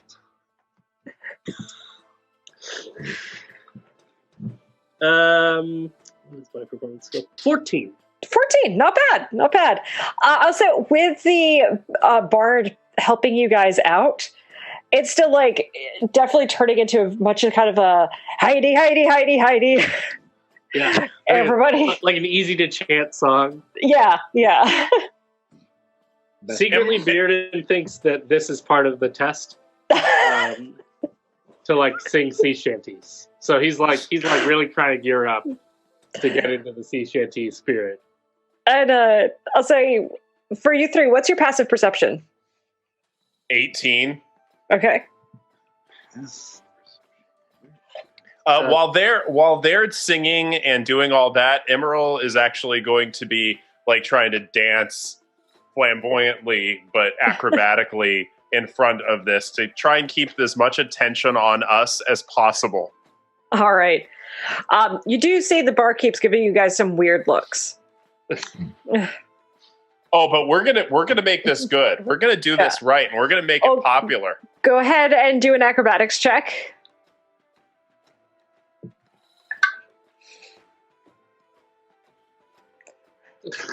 Uh-oh. Well, it's not a nat 20, okay? But it's still good. Yeah.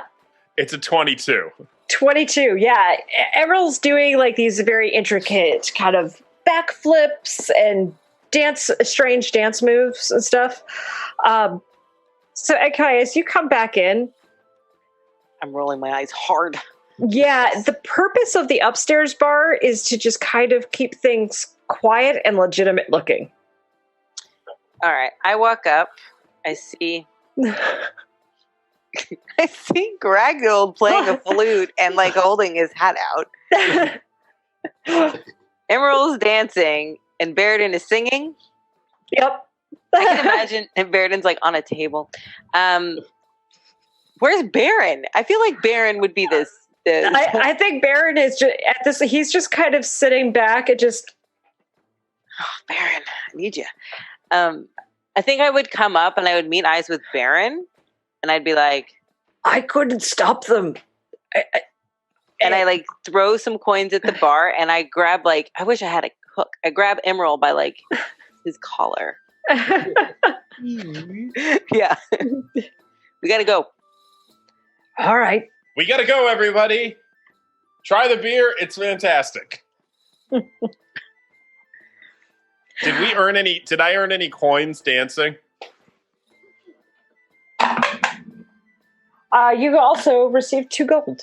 Or you got 2 gold. And I take those 2 gold and I toss them to the bartender. He definitely catches them. Yeah. Thank you, bartender. All right, come on. Buy drinks for somebody. Stop talking. We gotta go. We were singing a song. No. I'm like trying to shuffle them out. All right. Oh, we have to go, everybody. So you guys leave the tavern. Remember the song. We're supposed to keep them in line, Immeral. You're dancing and singing. That's not being inconspicuous. Okay, yeah, but did it basically I don't know if it worked. Let's keep walking down the street. Okay, but it kept you from getting noticed, didn't it? It did, but it definitely got you noticed. It kept Gragnold from getting into a bar fight. Fair point. Hey, God, I think we found the secret singing bar. I think we made a lot of favors. Yeah, they'll remember us. I think I take the note out and scan it real quick while we're like leaving. All right. And if you can't read my handwriting, it's okay. I'll tell you what. I can read it. So we have to go. The ship is in the Heather Cove. We have to go there. They're going to be there for 2 weeks. I don't know which direction it's in. If that was in the note, I couldn't read it. No, you would know where the Heather Cove is. It's like about a day and a half to 2 days travel north from where you are. Okay. It is getting further on in the day. Right. So you guys might, you can try to leave the city on foot now and start making your way there and camp on the road, or spend the night in the city and take off in the morning. Well, I think Enkai would know best, which is the safer option. I think we should. Okay, let's stay No, I think we need to leave. in a not ceremony inn. How far away were those really nice wood elves? They're, it's all sort of like these natural cliffs that their homes are on and things. You do see like there's peacemakers essentially who are high elves that walk around, mostly kind of ignoring everybody. Make just a general, be more like a history check for me, Enkai. Okay. So you're the only character who would have any clue about this stuff. A 20. Modified 20. So you know that the high elves don't associate with the other races very much. It's not so much a thing of they see themselves as being better of the other races. It's not like they are like, oh, we're so much better than them. They're so long lived They don't see the point in building relationships with the short-lived races. They know they have to interact and they have to work with them, but it's just sort of this thing of waiting a short time for them could be 100 years would be kind of a moderate wait. Like how we might think of like 4 years, they would think of as 100. And so it's just, they found it easier to kind of isolate. Well, I would say we leave the city and camp on the road, or there are some inns in the outskirts of town, more towards the High Elves that wouldn't have perhaps people that would recognize us. Okay. Can we at least pick up some food? All we had was beer at the bar. Okay. We can get some food. Immeral, do you know any donut shops here? I'm sure we could find some donuts. Go ahead and make an investigation check for pastry shops. Pastries. I rolled a 19. 19. Hey. Plus Okay. 22. I gotta say, all the traveling I've been doing, all the conferences I've been talking at, must have built up my disomancy karma, because I have yet to roll under 11, and in this case, I rolled a 23. Nice. 23 With for a donuts? 22 and 23, as soon as you're saying, Emerald, you should know where donuts are. Smell fresh baked croissants or something? And Emerald, you smell it too, and both of you, Enkai and Gragnold and Baeridin are kind of like having to keep up really quickly as these two are just beat feeding towards this delicious sweet shop. It's being run by two halflings. These two men who are both quite overweight, looking like they enjoy their pastries. As you come in, there's cakes and sweetbreads and some donuts, also seeing some muffins and things. And one of them has a really a very good beard and mustache, like that does curl up around the sides. And when you say sweetbreads, do you mean like thymus? No, the rolls and things. Okay. Yeah. Yeah. I was like, cow Pastries. thymus? No, pastries. Okay. They're for pastries. But coming in, one of them has this really great mustache, and he's just, welcome to the shop. Have you come to sample the warm baked goods or the cold creamed goods? Sample and buy! Can we do both? Most certainly. We have a specialty. Here. And he grabs this big, piece of... How much in the realm of sweets has Immeral gotten to experience in his life? Well, I mean, I'm sure that he, working in the kitchen in the orphanage and being around the city, he saw some things, and certainly staying with Crispy for a while, he got a little bit more familiar. I think probably the best thing he got at the monastery was stealing some honey to throw on his rice. Yes, that sounds about right. And so what you see is they actually grab this very large brownie, for sharing, of course, and put it in. And this man reaches into this big, humongous, box, casket type thing. You're not quite sure. And you see, because he is a halfling, most of his body disappears into it as he's bending over. And he starts plopping, these just mounds of something white and round on top of it. And you see it starting to kind of melt over the brownie. And they're like, hold up. And they grab some nuts and things and sprinkle it on top. What is this? It's called a brownie sundae. What day is it? I think it's a Wednesday. I'm not sure. Ben, do you know what day it is? I'm not sure. It's a good day for this. I can tell by your eyes you've never had one. Please, it's on us. Can I eat it? It's on you? This This is a gift? This is a gift because we can guarantee once you try this, you're going to be buying much more. Baeridin, do your thing, man. It is It's so good. a warm, delicious brownie with perfect vanilla ice cream, which I don't think Baeridin would have ever tried before. It's hot and cold. Eat it. Oh, It is the most amazing thing that you have ever tasted in your life.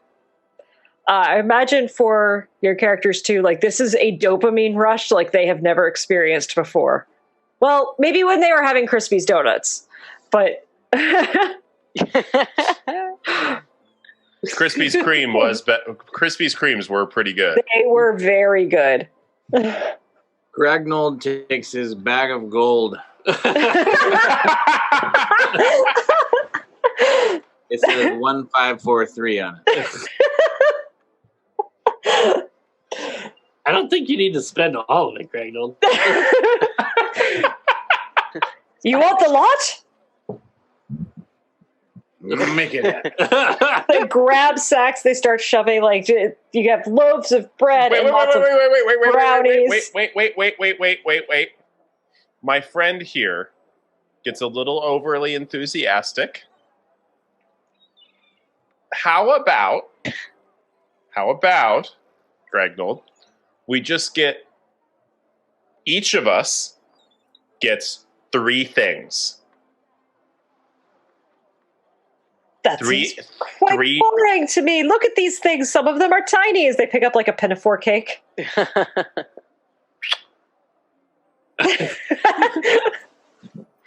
Put that on our tab. Sir, how much do you want? Okay, Gragnold, can I take out just a decent amount here? Sure. So we can have fun. What would 10 gold get us? 10 gold. I need to look at my notes for. Sorry. I would expect 10 gold pieces would get us. It would get you quite a bit. It's not going to get you everything in the shop. That's fine. Hold on, pulling up D&D Beyond. Not a sponsor. Lifestyle, there we go.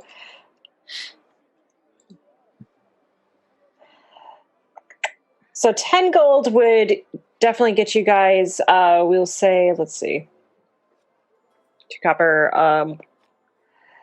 a like humongous bag with croissants and different pastries, like cannoli type sweets, a stack of pinafores, a big humongous tray of brownies. Oh, I don't want the metaphors. I'll tell you. They're Okay, buried one less inside. metaphor. Some muffins. You get Could I have the spoon? certainly. Now, do you want some of the cold cream to go? Can you make it to go? Well, we have. Look at these. We have these bread cones that you can put the cold cream on and enjoy it as you stroll. Gragnold, look! Summer's day. Bread cones. Oh, you can eat it with your hands? That's graphic. That sounds almost obscene, Mary. It's delicious! I know. I feel like I should avert my eyes. What flavor would Baeridin go for? There are flavors!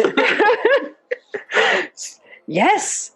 Well, being by the sea, we have this one that we're calling the fish food. It has these little chocolate fish in it and swirlies of marshmallow and caramels. I'm just putting together that their names are Ben and Jerry. Yes. Well done. Yeah, that was good. Well done. I hope chat appreciates the length you just went to for that pun. Because I do. And I'm sure everybody else does. Thank you. I didn't mean to derail the campaign that much.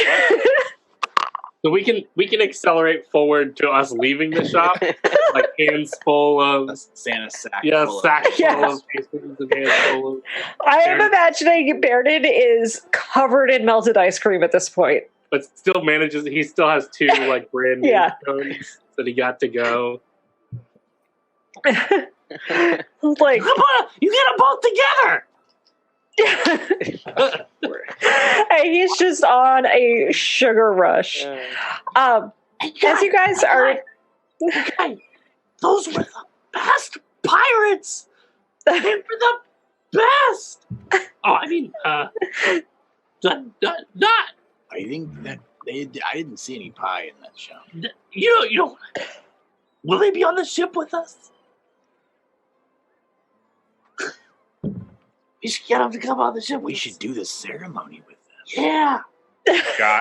Guys, what did we say about the ceremony and even mentioning it or referring to it? Oh, right. Oh, right. The ceremony, say.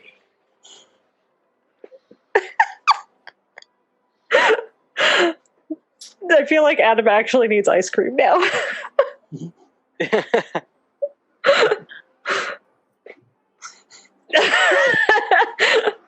I think Hobbs also is kind of covered, like his fur is completely sticky with ice cream.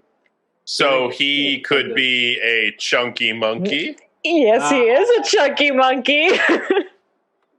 Because they had some banana ice cream for him. This big bag, it's got everything but the sink.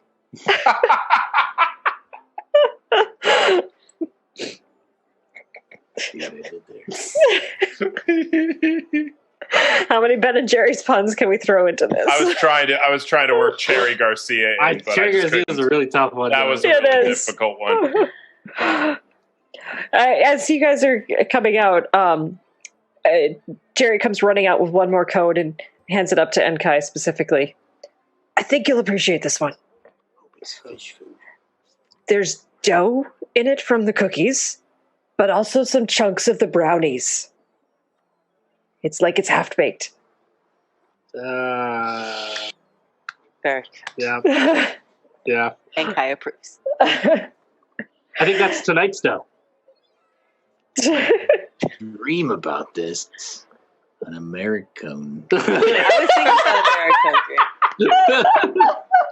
Very good. I'm feeling a little bit sweaty from all of the sugar. Do they have any sort of doughy pastries that I don't know? Sweaty. Some sweaty balls. Maybe some sweaty some balls to help me with my sweatiness.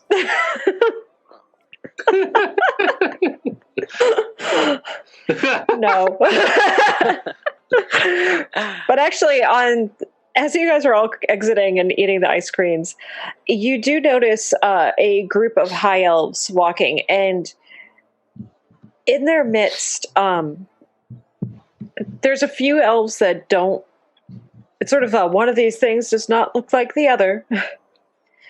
And you see a male and female elf with very dark coloring, and you actually see that they have small horns coming back, sort of like a tiefling, but they most certainly are not tieflings. No tail, no hooves, they have pupils, their eyes are, typical like elven ears, elven coloring, except pale. Wouldn't know what they were. Go ahead and make a nature check. And I'm actually going to do one for 21. anyone who wants to, I'll say. 21? Oh, cool. I'm not going to roll for Baron. 23. 23. I finally rolled low. I got a 6. All I got right. an 8. All right. Immeral, Gragnold, you guys don't know. Why do they have horns? Enkai and Baeridin. And I would say, Baeridin, you... How would you know this information? Actually, I would say talking with Zanra. You just kind of like making casual conversation and asking a little bit about like other types of elves out there. She would have mentioned that elves originally come from the land of the Fae, known as the Feywild and Shadowfell. And that these elves are more, more fantastic. Like, they are very different. Most of them will look like the elves from the Prime Material, but some of them are a little bit more out there, I guess we'll say. And Enkai, in your travels, you would have possibly encountered these. And just with your history and your world travel, you would recognize, it takes you a second, it's like, that's a representative of the Shadowfell court. So pretty high up ambassador from the Shadowfell. They just look like they're chatting, walking around. They just look like they're chatting, sort of looking like they're maybe getting a tour. As they're all kind of gliding by. They don't seem to really pay any of you mind, but it's noteworthy, just being a little bit unusual to see. Would it be odd for them to be together? A little bit. Trying to think how much Enkai would know about the Feywild and the Shadowfell. Well, you said they're not from the Prime Material? They're not. They're from a different plane. Okay. Yes. So that already is weird that they're just like... Yes, yeah. They don't... like, members of the Shadowfell and Feywild will come over to the Prime Material, specifically to the lands of the elves, more than anywhere else. Like, if you were going to see them someplace, this would be the place to see them and make sense. But generally, like, it's for big festivals, like, important things. The summer solstice is past already. Nothing's really going on of significant importance. It's just kind of odd to see them. What do you make of it, Baeridin? I don't know. They're Fey elves. Yeah. Or maybe the other one. I mean... Maybe they're just here getting a tour. Do you think they want pastries? We should ask. Hey! No. Oh. You know what? And I would say you guys have a good 45 minutes before Baeridin goes into his sugar crash. So, sugar levels elevated. I ate the ice cream already. Yeah. Great. Bite off the bottom. You can just suck the whole thing out from the bottom. That's the best part of the drumstick.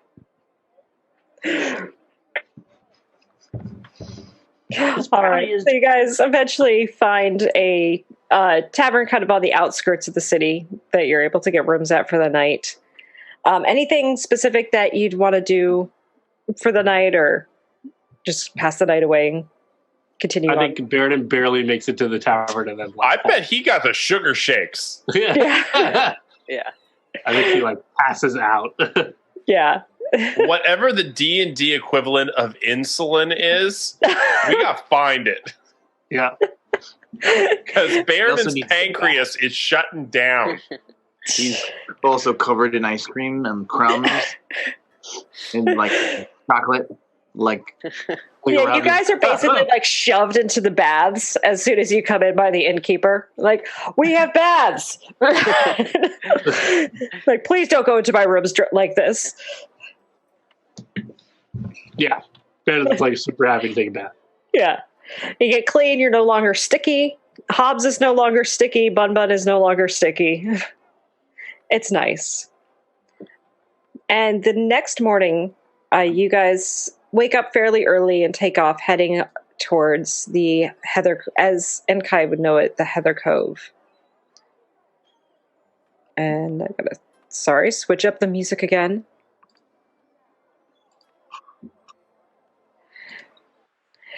So, Enkai, do me a favor. Whoa, that's super loud.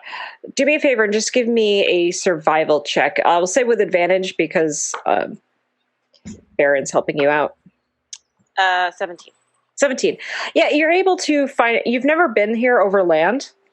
Right. So it's a little bit of a challenge for you. But one of the things you know about Lilac Cove is, or sorry, Heather. Was it Heather or Lilac? What am I doing? Heather. Heather. Yeah. Yeah. Sorry, I named it the wrong thing on Roll20. Oh. One of them is a bush. The other one is Yeah. a flower. But is that it has a beacon. There are these different beacons, sort of like lighthouses, going all along the coast. They're not some of them mark dangerous waters like they do here.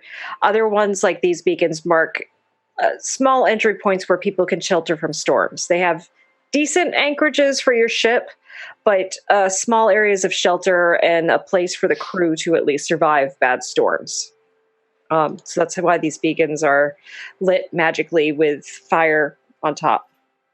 But it's towards sunset the next day that eventually you kind of stumble and you see welcome sight of your ship anchored off, and you do see that there's a dinghy at the dock.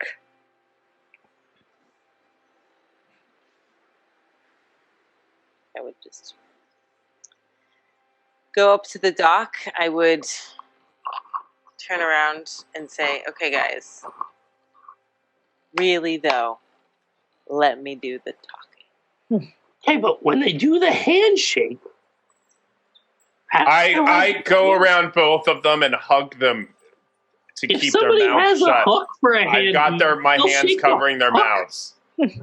As you're walking down towards the dock there, you see a familiar person greet you in the form of a small lizard-like creature Oh. coming out. Yes, it's Tube. And come running over and just gives you this big hug. Yes, it's been a while. Pointing off towards everybody else. They're good. They're good. They're good. We're gonna go meet everyone. We're gonna go. say hi. I know. It's your birthday. I've missed your cookie.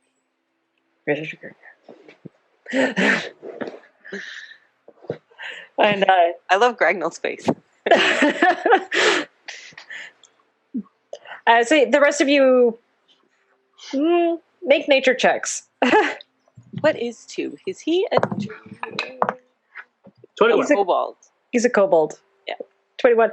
Yeah, you recognize a kobold. I got a 12. critical. Gragnold, there's some sort of tiny dragon talking.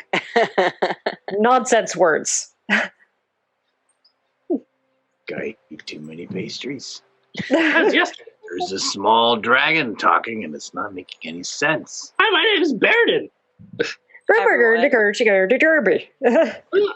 Are This you is seeing Tube. this too? Gragnold.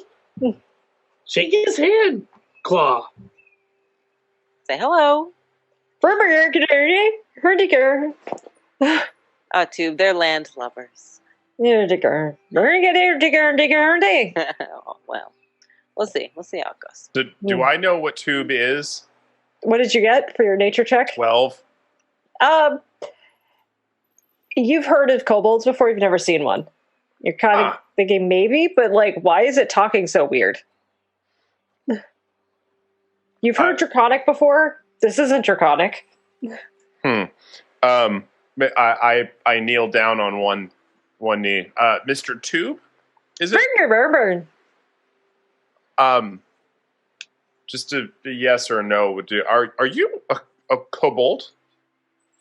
Well, I've just never seen a kobold before, and I was just I wanted to make sure I was being respectful.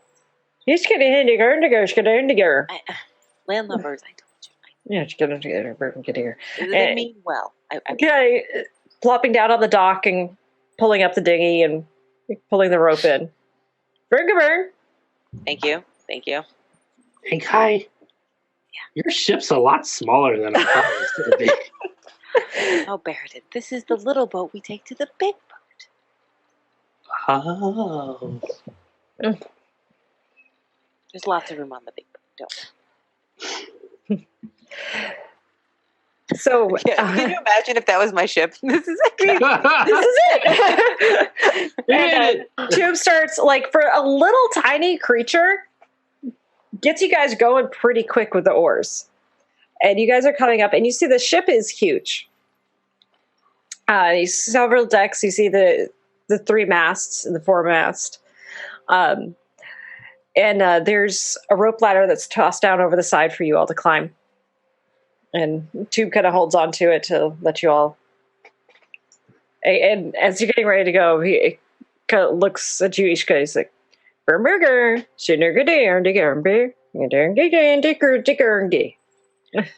Enkai. Just follow my lead.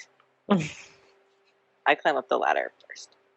All right, so you climb up, and it's a homecoming for you, seeing this ship, seeing the different markings of sword bites into the mast, of seeing, like, little bits of the rigging that haven't been changed, and you know they probably should be, and seeing the crew. But the thing that strikes you as you come on is you see was the first mate when you were on and has been your acting first mate, Proteus. Well, who do we have here coming on board, trying to show themselves as worthy of being on my ship? I smile and I walk up to him really close and I say, "It's good to see you." Been away. You need to earn your place back. And he pulls out his sword. I pull mine out just as quick. All right, go ahead, roll initiative. All of us, or just the two of them? Just the 2 of them. We pull out our swords anyway and just stand there. Yeah. Yeah, probably a good idea. So we told us to follow her lead, so. I'll let What'd you mine. get? 9. 9. You got a 16. So this is going to be, Cry of Havoc. So, he stands before you and kind of gives a smile as he comes in and attacks with his sword. Oh, it's probably going to be a miss. With a 14? That's a miss. All right. Do we know that this is like one of these, like, rite of passage play fight things? Or are we... Because I feel like the team here wouldn't just be like, well, I guess you're on your own. Well, actually, that's good. Would Enkai do anything to let everyone know that? I would say it's okay.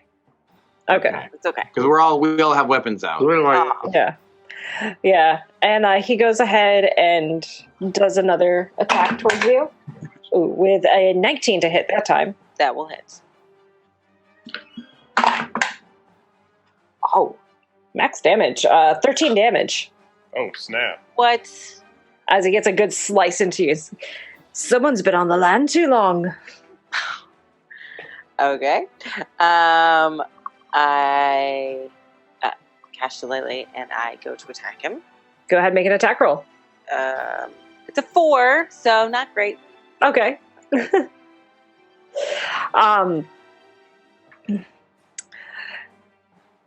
As you pull your sword and brandish it, like, even though it's a miss and he definitely kind of jumps back from it, you do hear a lot of the crew, specifically the crew that you grew up with, not the new ones you've taken on since Eric died, is doing whispers as he goes to make 2 more attacks against you. First one's a miss. Ooh, second one's a 23, though. Yeah, that'll hit. That one's going to do 11 points of damage. So again, he slices up towards you and then comes back down and it's like, too long on land, too long. Show you're meant to be on the sea. Megan, Mm-hmm. is there any way that I can take a pebble and, without being seen, toss it underfoot of the first mate so he trips? Make an intelligence check.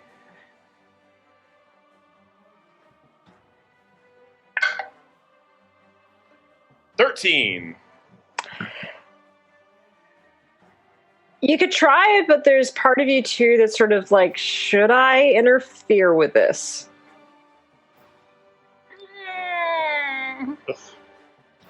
Oh, I try and signal in thieves' cant to Enkai. Want some help? I'm gonna say there's probably a lot of rogues on the ship. Oh yeah, most definitely. And as soon as you say that, actually, a couple will come over and they're like, "She's trying to be captain of the ship. You don't interfere." And there's a couple of swords on you now, like just holding you back. Enkai. I am going to. I'm going to drop the Hawk Spirit. All right. Remind me what that one does. It gives me advantage on my rolls. Excellent. Because my rolls suck. It makes me advantage on an attack roll. All right. So Enkai kind of brandishing the sword up, and like this kind of ethereal hawk comes and lands on your hand for a moment and just kind of shimmers over you. Go ahead and make your attack roll with advantage. 20! Nat 20. Nat 20. Nice. What was a 5? So go ahead and roll damage, and you do get sneak attack. Sweet. All right. Well, I just need to. I haven't attacked in so long, I've forgotten. Oh, that's right. We do get to pull a card too. Oh, yeah. What? Yeah. Okay. Okay, so 6, 12, 16, 21 damage. 21 damage. Nice. And Damn. then I get 2d6 and a card. Plus 7. Plus 7. So it's 20. Plus a card. 28. Give me a A or B. A. Your blow hits the right side of the target's head, blinding them for 1 turn and knocking them prone. Oh, excellent. Oh. Came back with a vengeance. All right. Would Enkai have anything to say during this? Oh, Enkai is like stoic as hell, and she's just like... Yeah. Yeah. So what ends up happening is, like, as this hawk comes down and kind of glows over you, you come down crashing and smacking him in the side of the head, doing a considerable amount of damage. He seems stunned and he falls back on the ground. And you see some of the other crew standing around, be like, "Welcome back, Captain!" Ah! And the cheers go up and everyone starts, and he kind of like stands up. He's like, "Ah. All right, I'm not going to comment on being land-bound again. Jeez." I help him up. Welcome back. Good. So, it's been an eventful time. Well, who are your friends here? Ah, yes. This is Immeral. Shake his hand. I'm not going to Immeral, not Marius. I need to be told to shake his hand. Shake his hand. Bow. Well, I mean, you're like on par with me because we like joined the family, so you don't need to bow to him. I'm the captain here. I'm sorry, what? Cool. I'm the captain. We are brandished of the same family. You do not bow to the first mate. You shake his hand. We're like all lieutenants or something. You're like my honored guests. Okay, well, I'm still going to show respect Okay. to the first mate because he's the first mate. Okay. And bow. This is Gragnold. Does this mean we're...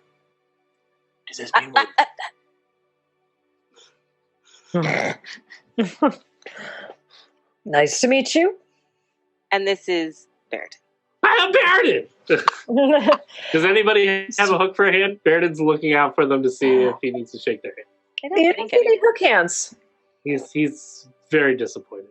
Peg leg? Any peg legs? Not that you... There is an eye patch. There is an eye patch. There is an eye patch. Yeah. Baeridin's super excited to shake that person's hand. He's like going around shaking. Yes, you do see this halfling come up and kind of look around. Nice to have you back, Captain. And comes over and says, "Oh, new crew. Yes. What are their skills?" What are your skills? I could be a bear. Bear. I can flex one of my pectoral muscles at a time. We'll do it, Greg. Back like.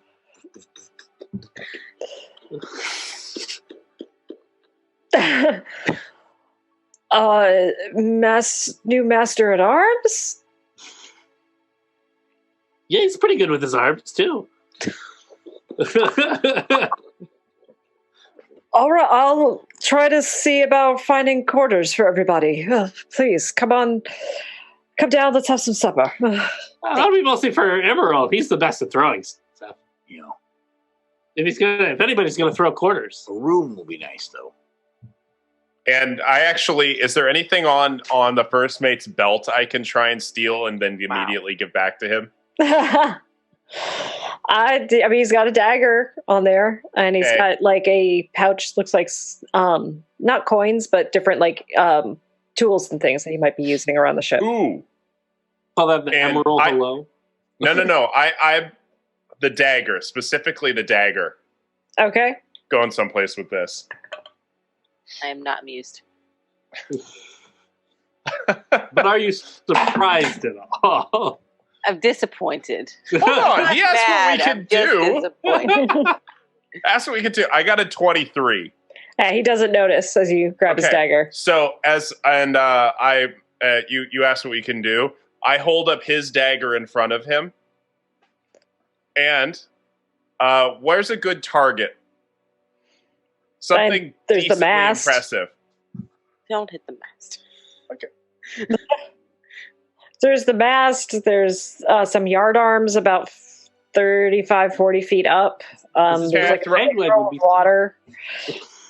There's Peg leg. just I just hand it back to him. okay. All right. Good on raids, I see. Yeah. Assume they're on the up and up? Yeah.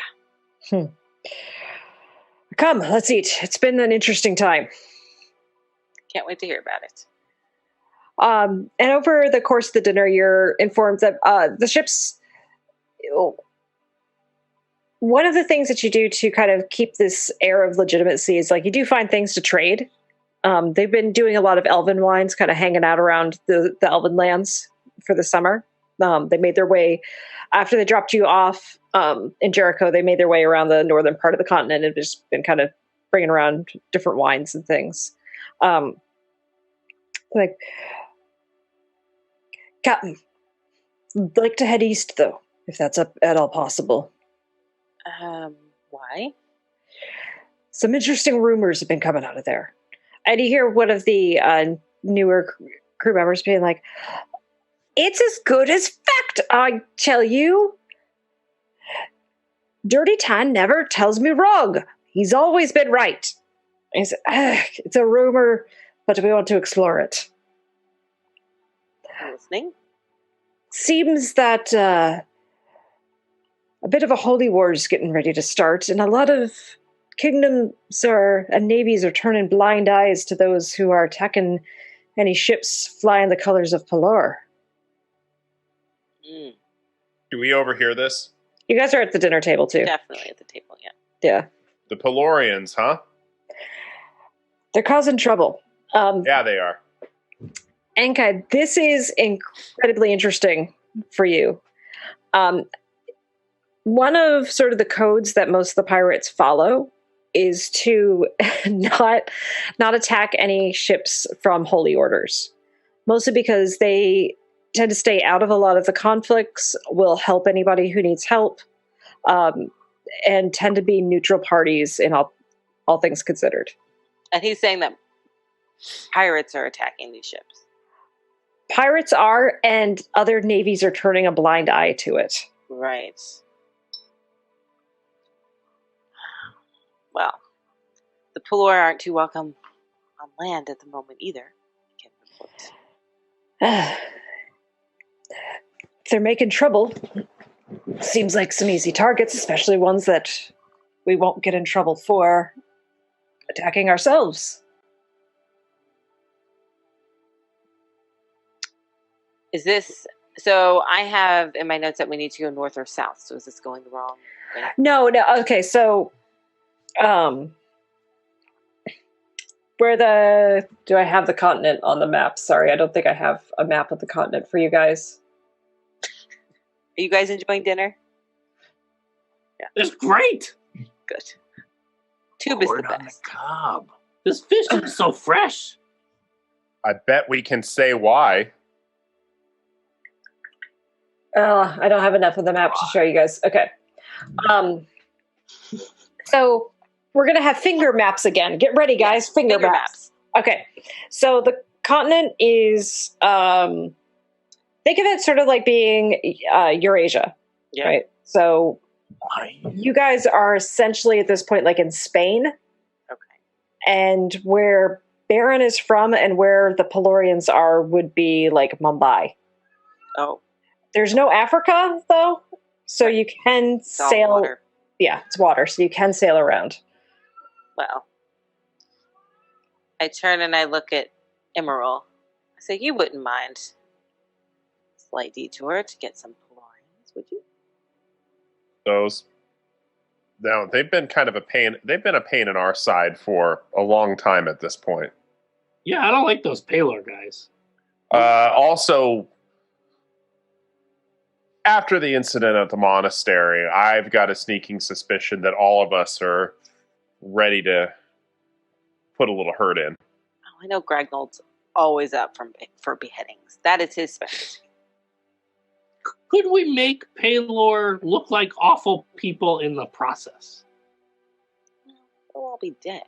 My understanding is they're doing a pretty good job of that themselves. From a couple of... I'm on board. Heard a rumor that in one of the cities they tried to sack the Temple of Selene, who's a moon goddess. I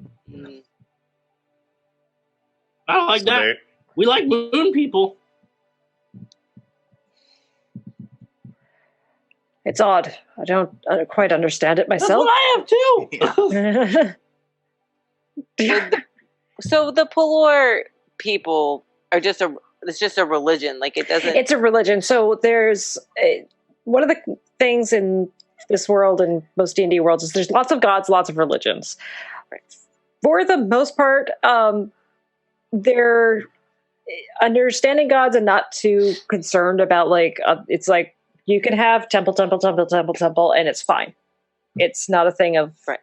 So they wouldn't normally sack a temple of somebody else's. It's really odd. There's certain gods who are opposite of each other. So more Lolth is like a chaotic evil god, and she would be directly opposite to someone like Lathander, who's lawful good. Right. And so it'd be pretty common for them to maybe be battling with each other. But you would know, Selene's, I believe she's neutral good. Right. And Pelor is supposed to be lawful good. So it's same team. Right. So that is strange. It's strange. It's very strange. Well, I think we should... I think we should make sure they're not eating all of the food. I mean, has anyone gotten Gragnold some of our beer? I feel like he should. Excellent.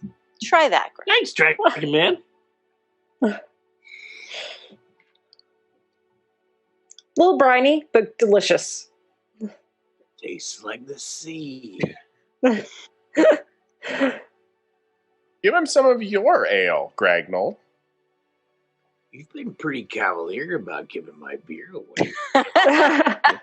Dabney wouldn't have done that. Are you Dabney? Yeah, that's my nickname. I don't know. Someone we think we knew. We're not. We're working that out still too. Do we need to go over this again? Immeral. Just call me Dabney. Had a body snatcher experience. I drank one of the weird potions that makes everything weird sometimes happen, but And it not made other. him think he was Dabney. Dabney No, was you wrote it down. You wrote it down in your book. There is All right. written proof. he I- was No, I Yeah, did. I mean, that Dabney guy. he drinks a lot. I do not drink. I mean, I drink a lot of those potions, but I do not drink a tell lot him of that. alcohol. I tell him that. Burger. We're working on it. You kind of drink a lot of alcohol, too. I don't drink. I drink a little bit. I hand some beer to Immeral. How did you make this bread? It's very good. I scowl as I drink it.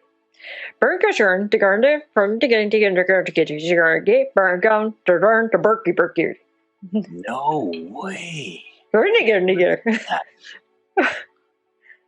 It's amazing. A clay pot. What is this? Is this butter organic? I thought so. The mashed potatoes are great, too. Yes. What's the secret ingredient in the mashed potatoes, little lizard man? Really? That's what you do first. Then what?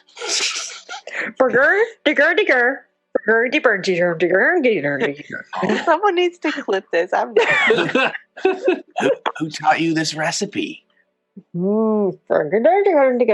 I did you. It's always about the secrets. I have no idea what he's saying. Damn, I was hoping that you understood.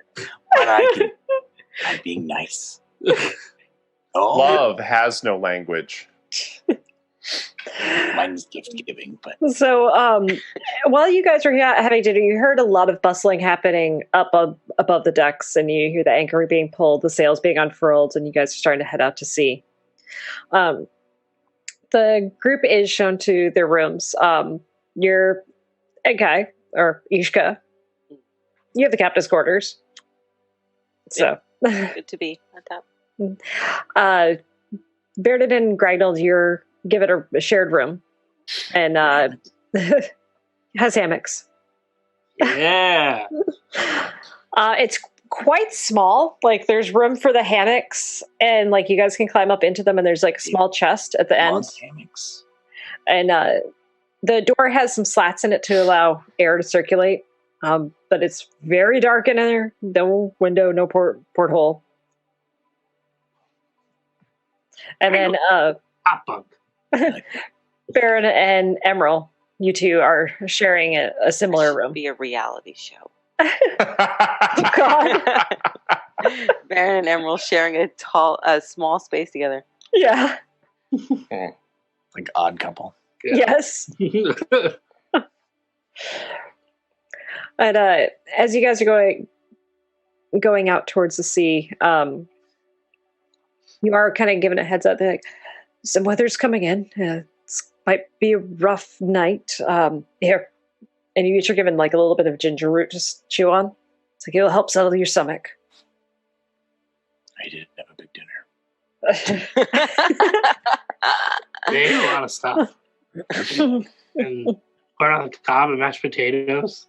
Organic butter. Yeah. And Kai, you head up towards the up to the deck, and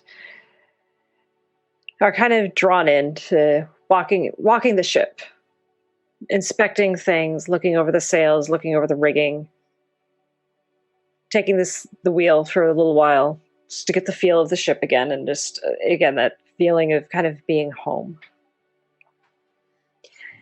And you look off in the distance, and you do see this storm starting to blow in. Not too concerning. It's at this point you guys are far enough out to sea. You're not having to worry about rocks or anything. Just got to ride out the waves. And it's breathtaking and alluring for you. And as you're looking and seeing this storm blowing in, you just kind of continue to feel the pull of the sea. It's like feeling your Genasi blood connecting with the water in a way it hasn't before. It's like being on the water plane did something to you. And as the ship's starting to rock in the waves and the wind, it doesn't feel right. It's not. Why is the water controlling where you go? You're of the water djinn. You should be controlling the water. You should be controlling the waves. It should be bowing to you. It should be serving you. What would she do as she experiences those thoughts? I think that maybe she would let go of the wheel and see if she could make the water bow to her. Okay. So you kind of come towards, you let go, and one of the other mates is there and kind of grabs on pretty quickly as you're walking towards the stern and just pushing your hands out and trying to control the water and to kind of bring it up towards you. And it does obey you a bit, but it's frustrating. It's small. It feels like it should be more. It feels like it's there. It's just beyond your reach. Can you try again? Go ahead and just make a wisdom saving throw for me. A wisdom saving. Oh, I rolled a nat 20. Oh, +8. Nice. So, like, you are feeling this, and like sweat is actually starting to bead down your face, even though it's raining and it's chilly. Like the effort of trying to control the water and trying to reach this. And as you're doing this, you pushing, you hear this voice in the back of your mind being, yes, it should bow to you, my progeny. It's only through me you can gain the power of the seas. I will give it to you. You just need to find me.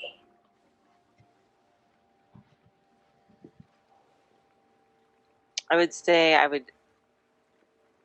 when he's done speaking, I would break my concentration. And there's this clap of thunder, and you suddenly realize someone's shaking your shoulder. And you look over, and you see your first...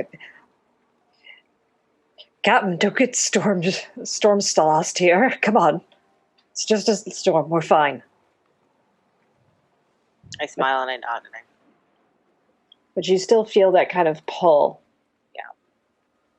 And looking out towards the sea, again, there's that feeling of supposed to bow to me. And that's where we'll end it tonight. Super. Nicely done. Yeah. Dun, dun, Yeah. dun. I know. I want to control the water. Let's go back over and say hi to chat. Hello, everybody. Hi, chat. Hey, chat. Cherry Garcia is amazing. You have Yes. excellent taste. It is half-baked, I think, is my favorite, though. Fish I'm an food is my American favorite. Dream guy myself. Oh, that's a good one. Yeah. You picked Also, like- sides in the late night war. The Toffee Bar Crunch is another favorite. I eat a lot of Ben & Jerry's. I like the peanut butter one. Oh, yeah. Peanut butter is... so have you guys had pretzel cones? Yes. Like, yeah. I'm They- sorry, that's a thing. That is a thing. They are the best thing ever. Where does one acquire a pretzel cone? I had one in Maine, and I'm actually very happy with this because I was 2 years ago having ice cream somewhere, and I was like, pretzel cones, that needs to be a thing. And then this summer when I was on vacation visiting my family, there were pretzel cones at this ice cream parlor I go to. I was very happy about that. I'll buy that for $1. Son of I wanted to give you a huge congratulations on playing your first D&D game. Yay! That's awesome! Why didn't I know about this? Was this on Twitter? Did I miss this? The stream is terrible for anyone on a diet. So sorry. Where did Son of a say all that? Oh my god. I know. I'm looking through the I knew chat that right she was now. going to play one because she talks about it when I saw her at West. She said she played her first D&D game as first action. The paladin used her charisma to convince the jailer that she was wrongfully accused and was let out. That's Nice. amazing. Excellent. Well Nice. done. No less. Excellent. I like it. Oh, this is awesome. So we are back in a couple of weeks to play. And in the meantime, the secondary crew will be getting started soon, I believe. Kill Squad. Yes. Kill Squad! It's not their official title. It's kind of what we're calling them, but we'll, I think it should be. yeah. Have we announced who's on the Kill Squad? So we have announced that we've got Sarah, Dr. Sarah is going to be on it, Elizabeth, hold on, now I'm forgetting, Jamie, Dr. Jamie Madigan will be a player. And I think I can announce that Dr. Ryan's also going to be a player. Oh. So, co-founder Geeks Like Us. Sweet. Is he playing a new character? Is he playing one of the crossover characters? Is he playing Nick? He is going to be playing a new character. Though when I told him today we were doing a pirate adventure, he begged to be able to do a cameo one day as Nick. So yeah. I think should you guys end up man. I want to see the standoff between Immeral and Nick. in a pirate cove. Pirate cove? Yeah, like if you guys basically end up at Tortola. But okay, just for since Rachel wasn't there, I stole his sword right off his belt and stole his belt as he was face to face with me. Yes, that's awesome. And he didn't really like that. No. That was the in-person game. That was the in-person game. That was the in-person game that never got posted. That never got posted. I have it. It's two cameras that I'm trying to figure out. Okay. It was but a dream. It's a lot to put together. It is, and I don't know how to do that stuff. And we're hoping at Geeks Like Us to hire somebody to help us with videos and stuff. Soon. People who are good with videos. Yeah. An intern at Geeks Like Us. Yes, we need help. I need help. Interns. Yes, because we're looking for internship hours. We'll grant we get the opportunity hours. For you. Yeah. Oh my gosh. Well, we will sign off because I need to get to bed because I'm busy. Same here. Oh, and actually, I'm going to announce something else too, really quickly for those who have stuck around to the very end of the stream. Keep your eyes out for a new Geeks Like Us podcast coming out in the next couple weeks. Ooh. Maybe featuring a couple people on this show. Maybe. Cool.